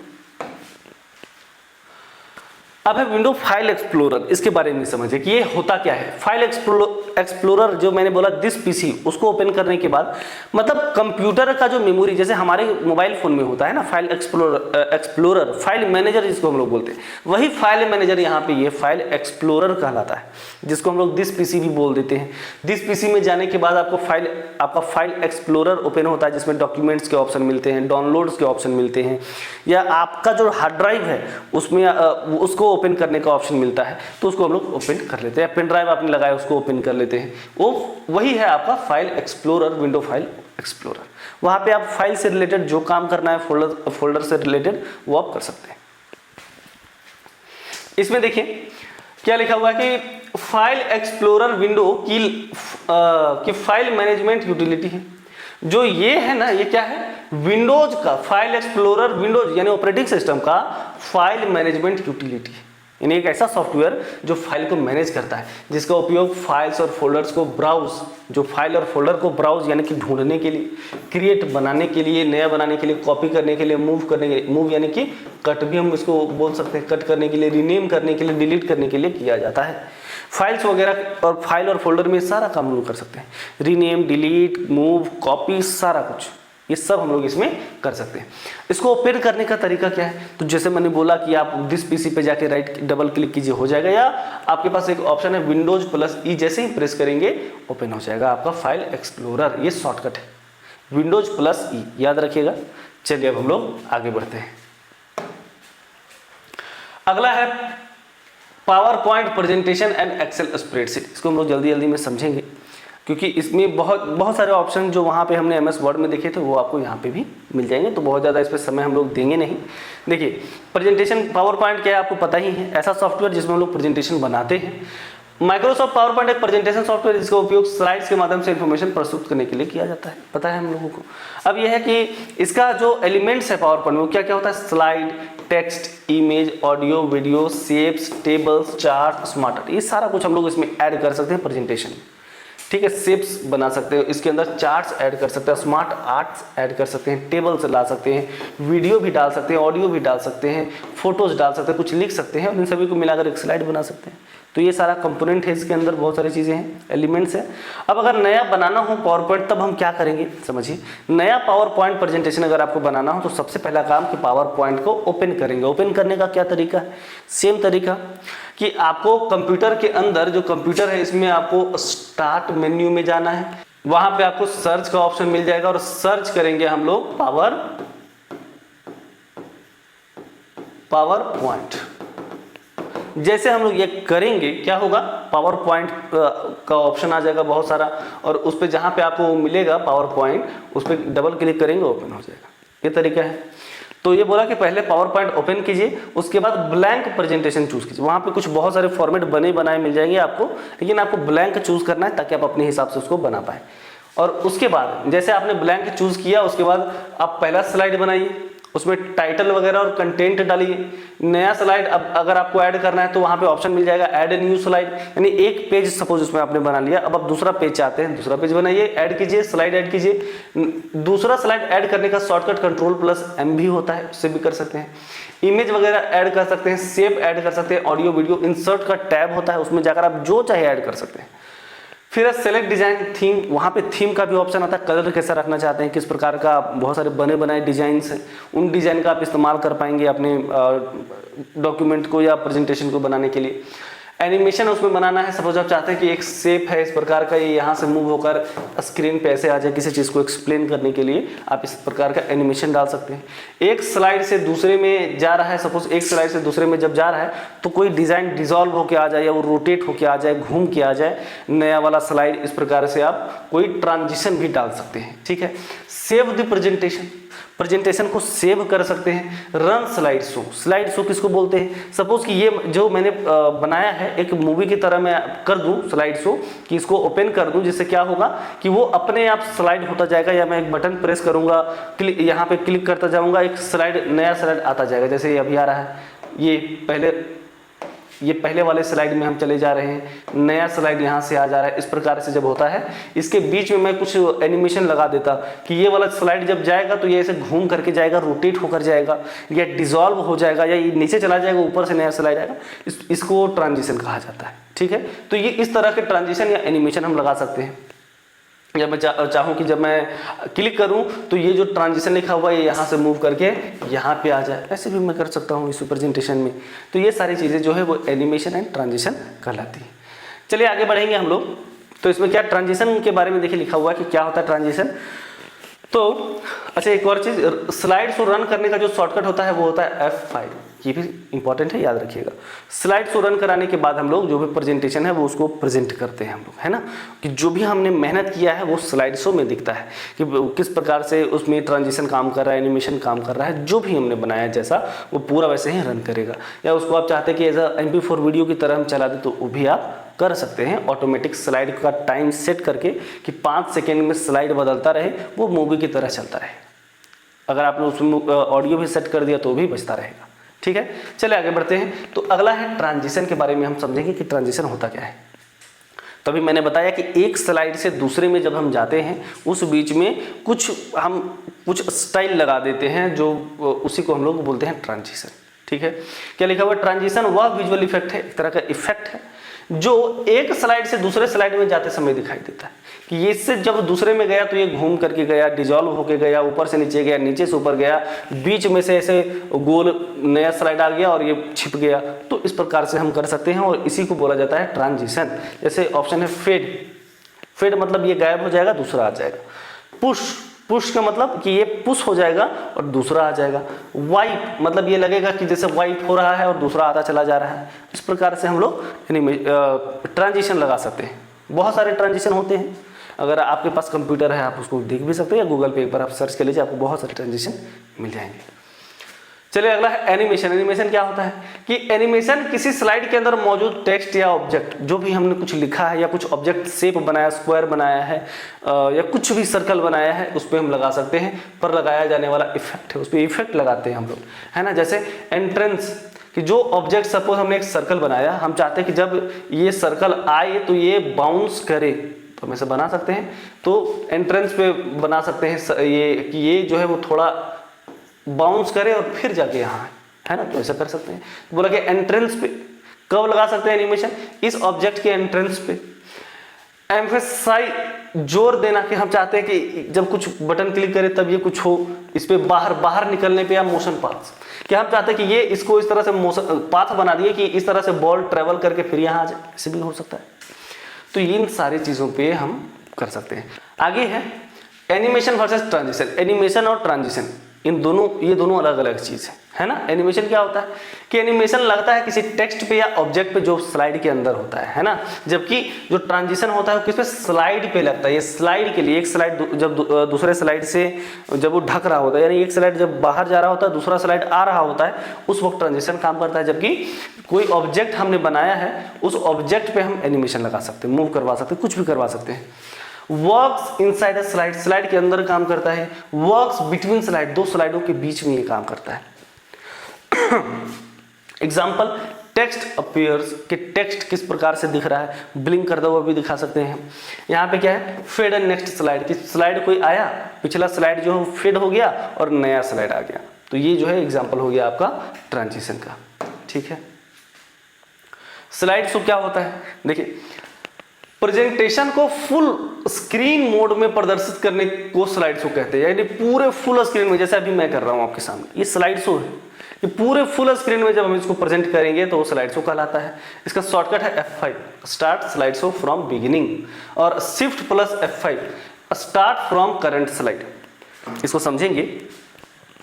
जैसे आपने 10 स्लाइड का एक प्रेजेंटेशन बनाया, आप चाहते हैं कि जब मैं स्लाइड शो रन करूं तो स्लाइड नंबर 1 से शुरू, तब आप F5 प्रेस करेंगे।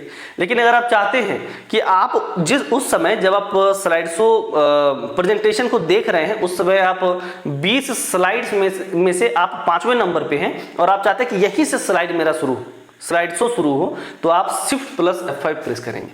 तो आप जिस स्लाइड पे हैं प्रेजेंट में, उसी स्लाइड से स्लाइड शो शुरू हो जाएगा, उसके पहले वाले आपके पास सामने नहीं आएंगे। ठीक है, इसी को कहा जाता है शिफ्ट प्लस F5 से स्टार्ट फ्रॉम करंट स्लाइड। ठीक है, चलिए आगे बढ़ेंगे। अब ये तो हो गया प्रेजेंटेशन का।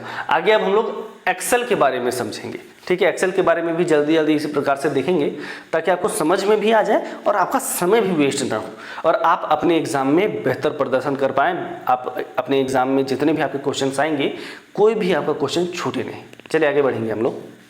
अगला है A spreadsheet is a software used to organize data in rows and columns and perform calculation and data analysis। एक स्प्रेडशीट सॉफ्टवेयर होता है ये, जो MS Excel है, और इसका इस्तेमाल कहाँ होता है? डेटा को ऑर्गेनाइज करने में, डेटा को स्टोर करके रखने में। किस फॉर्म में? रो एंड कॉलम, इस फॉर्म में, टेबल के फॉर्म में, है ना। इस फॉर्म में डेटा को स्टोर करता है टेबल के फॉर्म में।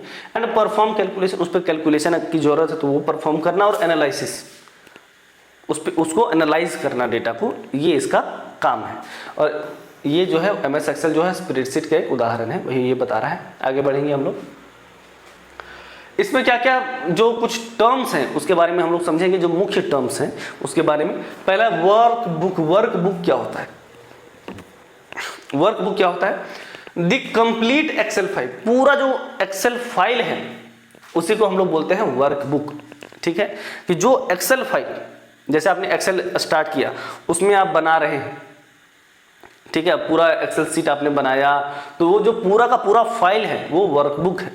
एक वर्कबुक के अंदर मल्टीपल वर्कशीट हो सकते हैं, तो यही है वर्कशीट का मतलब कि एक सीट में सपोज आप सपोज कि अपने स्कूल के लिए कोई डेटा का जो चार्ट है वो बना रहे हैं, ठीक है, या लिस्ट बना रहे हैं, स्टूडेंट्स का लिस्ट बना रहे हैं, टीचर्स का लिस्ट बना रहे हैं, स्कूल के लिए कुछ काम करना चाहते हैं। तो एक सीट में आपने क्या किया कि टीचर का डिटेल रखा, एक सीट में स्टूडेंट का डिटेल रखा, और आपने दोनों का सीट का नाम भी अलग अलग रखा, टीचर सीट, स्टूडेंट सीट, ऐसे करके नाम रखा आपने। ठीक है, और दूसरे अदर स्टाफ सीट, ऐसे 3 बनाया आपने उस पर सीट। तो ये तीनों सीट मिलकर एक वर्कबुक, क्योंकि एक ही फाइल के अंदर ये तीनों है तो वर्कबुक हो गया, वो तीनों मिलाकर वर्कबुक। लेकिन जब अलग की बात करें तो इसमें 3 वर्कशीट है।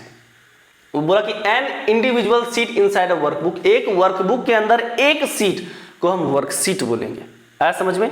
तो जैसे अभी मैं एग्जांपल आपको बता रहा था, तो एक वर्कबुक के अंदर उसमें 3 वर्कशीट है। ठीक है, आई होप आपको अच्छे से समझ में आया होगा। अगला है रो। रो किसको बोला जाता है? जैसे मैं यहाँ पे बोलूं कि ये इस प्रकार से उसके अंदर बना होता है, तो रो ये वाला जो पार्ट है, ये वाला पार्ट, इसको हम लोग बोलते हैं रो। ठीक है, और ये वाला जो पार्ट है, ये वाला पार्ट अगर मैं आपको बताऊं, ये वाला पार्ट, ये जो है ये आपका कहलाएगा कॉलम।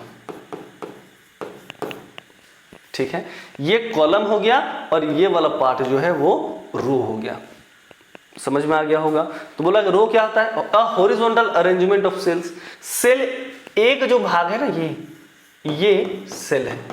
तो बोला कि हॉरिजॉन्टल, ये वाला रो की बात करें तो ये वाला horizontal arrangement of cells are rows. ऐसे ही अगर हम कॉलम की बात करें, वर्टिकल अरेंजमेंट, ऐसे खड़ा वाला जो अरेंजमेंट है इसको हम लोग बोलते हैं कॉलम। सेल इन्हीं दोनों से मिलकर बना हुआ एक छोटा सा जो ये बन रहा है, ये सेल है। The intersection of row and column, इन दोनों से मिलकर जो इंटरसेक्शन से बनता है उसको हम लोग सेल बोलते हैं।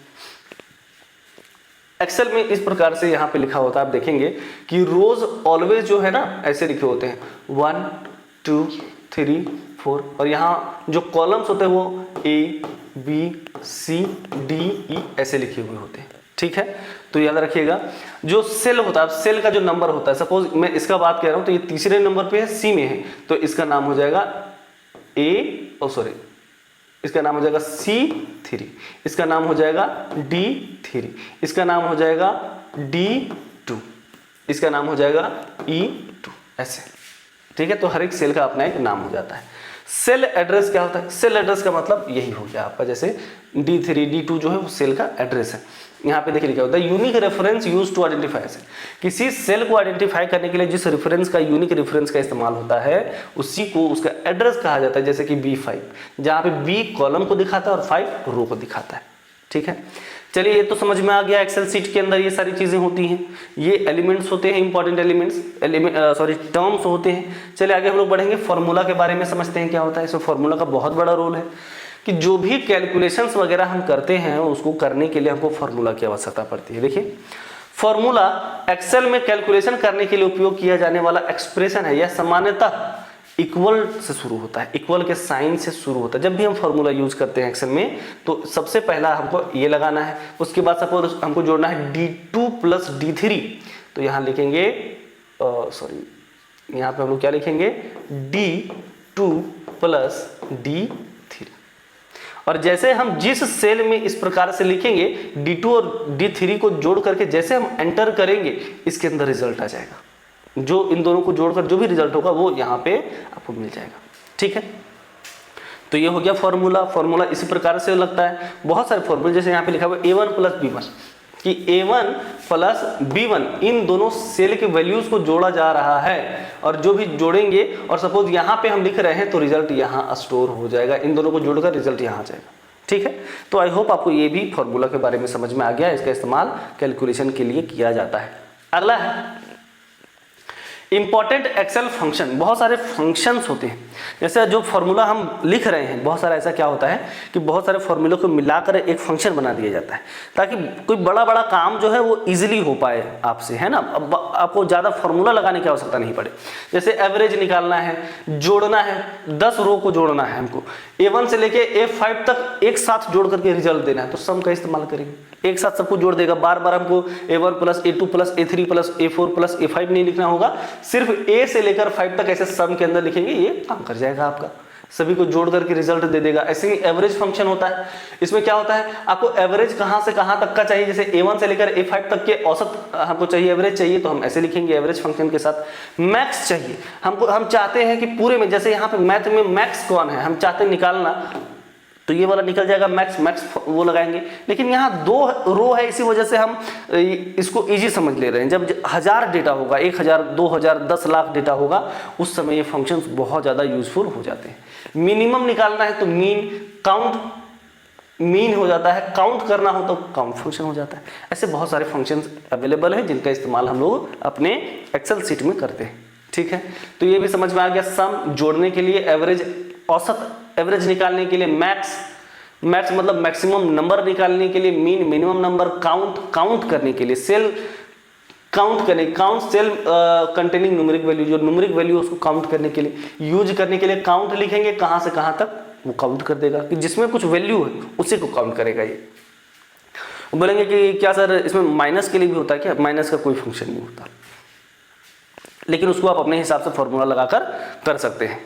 ठीक है, तो ये आपका जो हो गया, ये कुछ फंक्शन है। इसके अलावा भी बहुत सारे फंक्शन होते हैं, जैसे डेट फंक्शन होता है, डेट टाइम फंक्शन होता है, और भी बहुत सारे फंक्शन होता है। इफ फंक्शन होता है कंडीशंस लगाने के लिए, तो बहुत सारे फंक्शन होते हैं जिसका इस्तेमाल हम लोग करते हैं। फिलहाल ये जो है कुछ जो बहुत ज़्यादा पॉपुलर और बहुत ज़्यादा एग्जाम में पूछने वाले फंक्शन हैं। आगे हम लोग देखेंगे मार्कशीट एग्जाम्पल, मार्कशीट का उदाहरण। जैसे मार्कशीट का उदाहरण देके यहाँ समझाया गया है कि यहाँ पे देखिए कि एक राहुल नाम का लड़का है जिसका हिंदी में 80 मार्क्स आया है, मैथ में 90 है, साइंस में 70 है और टोटल 240 मार्क्स है। ठीक है, इन सभी को जोड़ करके यहाँ, तो यहाँ फॉर्मूला लगाया गया होगा। सपोज कि अगर मैं यहाँ पे मान के चलूँ, इसका नाम जैसे मैंने बताया था आपको, इसका 1 होगा, ये 2 होगा, और यहाँ पे A होगा, यहाँ पे B होगा, यहाँ पे C होगा, यहाँ पे D होगा, यहाँ पे E होगा। तो इस बॉक्स में इसको जोड़ने के लिए क्या लिखा हुआ होगा? तो ऐसे लिखा हुआ होगा, ये देखिए यहाँ पे सबसे पहले इक्वल टू का साइन दिया हुआ होगा, फिर ये हो गया आपका B1 C1 D1, यानी B1 plus C1 plus D1, ऐसे लिखा हुआ होगा। तब जाके सबको जोड़ करके यहाँ 240 अपने आप दे दिया। इसको जोड़ने की आवश्यकता जो जिसने इसको बनाया होगा उसको नहीं पड़ी होगी। ठीक है, आप बनाएंगे तो आपको नहीं पड़ेगी। अमित का भी ऐसे ही फॉर्मूला मैंने लिख दिया। और यहाँ पे एक ऑप्शन होता है ऑटोफिल का, ये फॉर्मूला करने के बाद अगर मैं यहाँ से एक यहाँ कॉर्नर पे आकर एक प्लस का चिन्ह आ जाएगा, सिंबल आ जाएगा, उसके बाद राइट क्लिक करके मैं नीचे ले आता हूँ, तो जैसे ही इसने जोड़ा वैसे ही ये भी कैलकुलेशन करके इधर वाला यहाँ दे देगा। आपको भी फॉर्मूला लिखने की आवश्यकता नहीं पड़ेगी। लेकिन अगर आप चाहें तो फॉर्मूला लिख सकते हैं। जैसे यहाँ पे हो गया था B1 C1 D1, यहाँ हो जाएगा B2 C2 D2 और ये आपका ऑटोमेटिक जोड़ करके दे देगा जो भी वैल्यू आप यहाँ पे लिखेंगे। ठीक है, समझ में आ गया होगा आई थिंक। चलिए आगे हम लोग बढ़ते। जैसे यहाँ पे बोला कि फॉर्मूला ये लगाया था B2 से लेकर D2 तक, B2 से लेकर D2 तक, ये फंक्शन भी हम लगा सकते हैं, इजी हो जाएगा हमारे लिए। इतना लिखने की जगह पे हम क्या करेंगे, जैसे यहाँ पे फंक्शन लगाया होगा ये सम B2 D2, जैसे इसने ये किया होगा ये क्या हो जाएगा, ऑटोमेटिक जोड़ करके यहाँ पे रिजल्ट आ जाएगा। इसके लिए करना होगा तो B1 D1 हो जाएगा, है ना, सम के साथ, तो यहाँ पे रिजल्ट आ जाएगा। चलिए आगे बढ़ेंगे हम लोग। अगला है एक्सेल चार्ट। चार्ट क्या होता है, चार्ट मतलब डेटा को रिप्रेजेंट करने के लिए हम लोग देते हैं लाइन चार्ट, पाई चार्ट वगैरह, तो वो हो गया कि डेटा को रिप्रेजेंट करने के लिए, दिखाने के लिए ग्राफिकल फॉर्म में हम लोग चार्ट का इस्तेमाल करते हैं।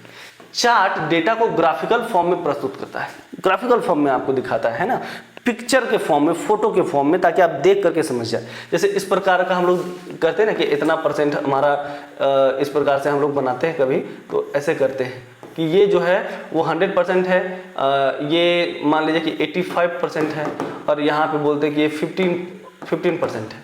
ठीक है, इस प्रकार से हमको कुछ बोलना है कि इतने बच्चे जो हैं वो फर्स्ट डिवीजन से पास हुए हैं और ये सेकेंड डिवीजन से पास हुए, 15% बच्चे। इस तरह से हम दिखा सकते हैं। इसका कलर हम रेड कर देंगे, इसका कलर हम कुछ और कर देंगे। इस प्रकार से जो हम दिखा रहे हैं इस डेटा को ऐसे ग्राफिकल फॉर्म में, फोटो फिगर के फॉर्म में दिखा रहे हैं, इसी को चार्ट कहा जाता है। ठीक है, तो चार्ट को ग्राफिकल फॉर्म में दिखाना, डेटा को ग्राफिकल फॉर्म में दिखाना चार्ट कहलाता है। इसके प्रकार कौन कौन से हैं, तो column chart, bar chart, line chart, pie chart, इतने होते, और भी होते हैं अलग अलग, लेकिन जो मेन है कॉलम चार्ट। कॉलम चार्ट मतलब इस प्रकार से जो हम लोग बनाते हैं ना ऐसे करके, ये कॉलम चार्ट कहलाता है। बार चार्ट क्या होता है, इस प्रकार से जो हम लोग बनाते हैं, ये बार चार्ट हो गया। लाइन ऐसे ही करके हम लोग इस प्रकार से बनाते हैं और ऐसे होता है लाइन, ऐसे इस प्रकार से जो हम लोग दिखाते हैं पॉइंट्स को, इसको हम लोग लाइन चार्ट बोलते हैं। पाई चार्ट, इस प्रकार के चार्ट को हम लोग पाई चार्ट बोलते हैं। तो ऐसे ही बहुत सारे चार्ट के प्रकार हैं, आप चाहे तो MS सेक्शन में आप देख भी सकते हैं। ठीक है, अब हम लोग चलिए देखते हैं। ये तो हमारा एक्सेल भी हो गया कंप्लीट, तो ऑलमोस्ट जो टॉपिक्स थे वो तो कंप्लीट हो गए। कुछ कुछ जो इंपॉर्टेंट चीज़ें हैं, इंपॉर्टेंट मुख्य बिंदु जो है, जिसको हम लोग यहाँ पे एक बार रिवीजन के तौर पर देखेंगे कि इस पूरे वीडियो में हमने क्या पढ़ा, और उन सभी के बारे में जल्दी जल्दी समझेंगे। जैसे कुछ पॉइंट्स हैं आपके एग्जाम के लिए तो बहुत ज़्यादा इंपॉर्टेंट है। Mouse is a pointing device, mouse एक पॉइंटिंग डिवाइस है। मैंने आपको बताया था माउस के साथ साथ जॉयस्टिक भी पॉइंटिंग डिवाइस है, याद रखिएगा। Keyboard is an input device, keyboard एक इनपुट डिवाइस है। कीबोर्ड, माउस, स्कैनर एक इनपुट डिवाइस है। मॉनिटर आउटपुट डिवाइस, यही सबसे क्वेश्चन सबसे ज़्यादा पूछे जाते हैं कि output device, which of the following is a output device, which of the following is a input device. Keyboard किस प्रकार का डिवाइस है ना, पॉइंटिंग डिवाइस है या नहीं है, इस प्रकार के क्वेश्चंस आते रहते हैं। चलिए देखते हैं आगे। Printer provide hard copy, printer हमेशा हार्ड कॉपी प्रोवाइड करता है और ये आउटपुट डिवाइस है। ठीक है, scanner is an input device, scanner जो होता है वो इनपुट डिवाइस होता है, इससे क्योंकि डॉक्यूमेंट को कंप्यूटर में भेजते हैं हम। Recycle bin temporarily store deleted file, जो भी फाइल डिलीट करते हैं उसको टेम्पररली, यानी ऐसा नहीं परमानेंट तौर पर उसको वो स्टोर करके रिसाइकल बिन नहीं रखता, वहां से रिमूव करने के बाद आपको नहीं मिलेगा कभी, तो रिसाइकल बिन उसको स्टोर करके रखता है। अगला है कि विंडोज प्लस ई से फाइल एक्सप्लोरर ओपन होता है, ये शॉर्टकट है। कंट्रोल सी से कॉपी होता है, कंट्रोल एक्स से कट होता है, कंट्रोल वी से पेस्ट होता है, कंट्रोल जेड से अंडू होता है, कंट्रोल एस से सेव होता है, कंट्रोल बी से बोल्ड होता है, कंट्रोल आई से इटैलिक होता है, कंट्रोल यू से अंडरलाइन होता है, और कंट्रोल एल से लेफ्ट अलाइन होता है। इन शॉर्टकट्स को याद रखिए। आगे है कंट्रोल ई से सेंटर अलाइन होता है, कंट्रोल आर से राइट अलाइन होता है, कंट्रोल जे से जस्टिफाई होता है, कंट्रोल एम से पावर पॉइंट में नया स्लाइड ले पाते हैं हम, F5 से स्लाइड शो बिगिनिंग से शुरू होता है और शिफ्ट के साथ अगर हम यूज करेंगे तो करंट स्लाइड से हो जाएगा। वर्कबुक किसको बोलते हैं? जो एक्सेल का कंप्लीट फाइल है उसको हम लोग वर्कबुक बोलते हैं, लेकिन उसी फाइल में 3 सीट बना हुआ है तो एक इंडिविजुअल सीट को वर्कशीट बोलेंगे, यानी 3 वर्कशीट उसके अंदर एक वर्कबुक के अंदर हम बोलेंगे। सेल जरूरी नहीं कि 3 ही हो, 5 हो सकता है, 10 हो सकता है, 10 वर्कशीट एक वर्कबुक के अंदर हो सकता है, 50 भी हो सकता है, आप जितना बनाए आपके ऊपर है।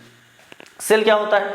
तो रो और कॉलम का इंटरसेक्शन, जहां पे जैसे ये समझिए कि रो और कॉलम, तो ये वाला जो एक बना ये एक क्या है? ये सेल है ना। और ये पूरा अगर हम बात करें इस पूरे का तो ये हमारे लिए क्या हो जाएगा? ये हो गया रो।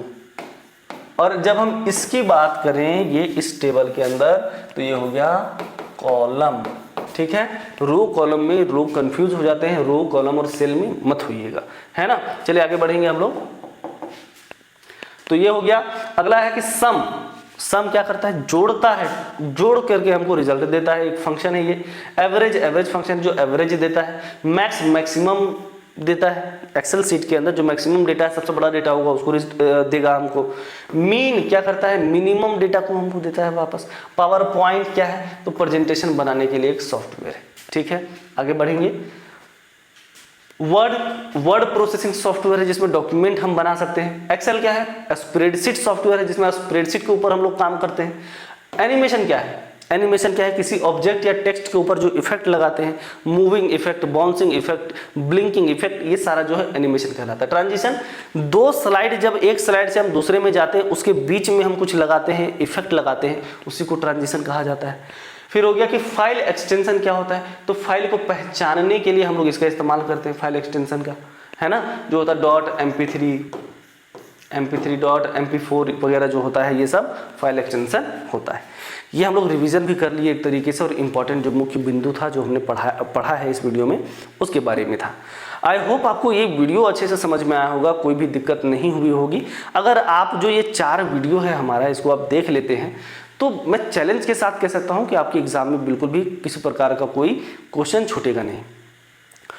आप चाहें तो इसको और भी डिटेल में पढ़ सकते हैं, लेकिन मेरा मानना है कि आपके पास समय की भी कमी है और भी बहुत सारे टॉपिक्स आपको पढ़ने हैं, तो इसमें अपना समय जाया मत कीजिए और इतने में आपका काम बन जाएगा। इसको बस बार बार देखते रहिए, रिवीजन कीजिए। मैं आगे एमसीक्यू की सीरीज भी लेकर आने वाला हूँ, तो हमारे चैनल को सब्सक्राइब कीजिए, इस वीडियो को लाइक कीजिए और जो नोटिफिकेशन है उसको ऑन कर दीजिए, ताकि जब भी मैं कोई नया वीडियो डालूँ तो आप तक पहुंच जाए और आपको इसका ज़्यादा फायदा हो। जो भी आपके ग्रुप्स हैं जेटेड वगैरह के, उसमें इस वीडियो को शेयर करें ताकि ज़्यादा लोगों तक पहुंचे, थोड़ा सा मुझे भी फायदा हो और लोगों को भी फायदा हो। ठीक है, आई होप आप बहुत अच्छे से पढ़ रहे हैं, बहुत मेहनत कर रहे हैं, मेहनत करते रहिए और बहुत मेरी शुभकामनाएं हैं आपके साथ। इसी के साथ मिलते हैं हम लोग नेक्स्ट वीडियो में, तब तक के लिए धन्यवाद।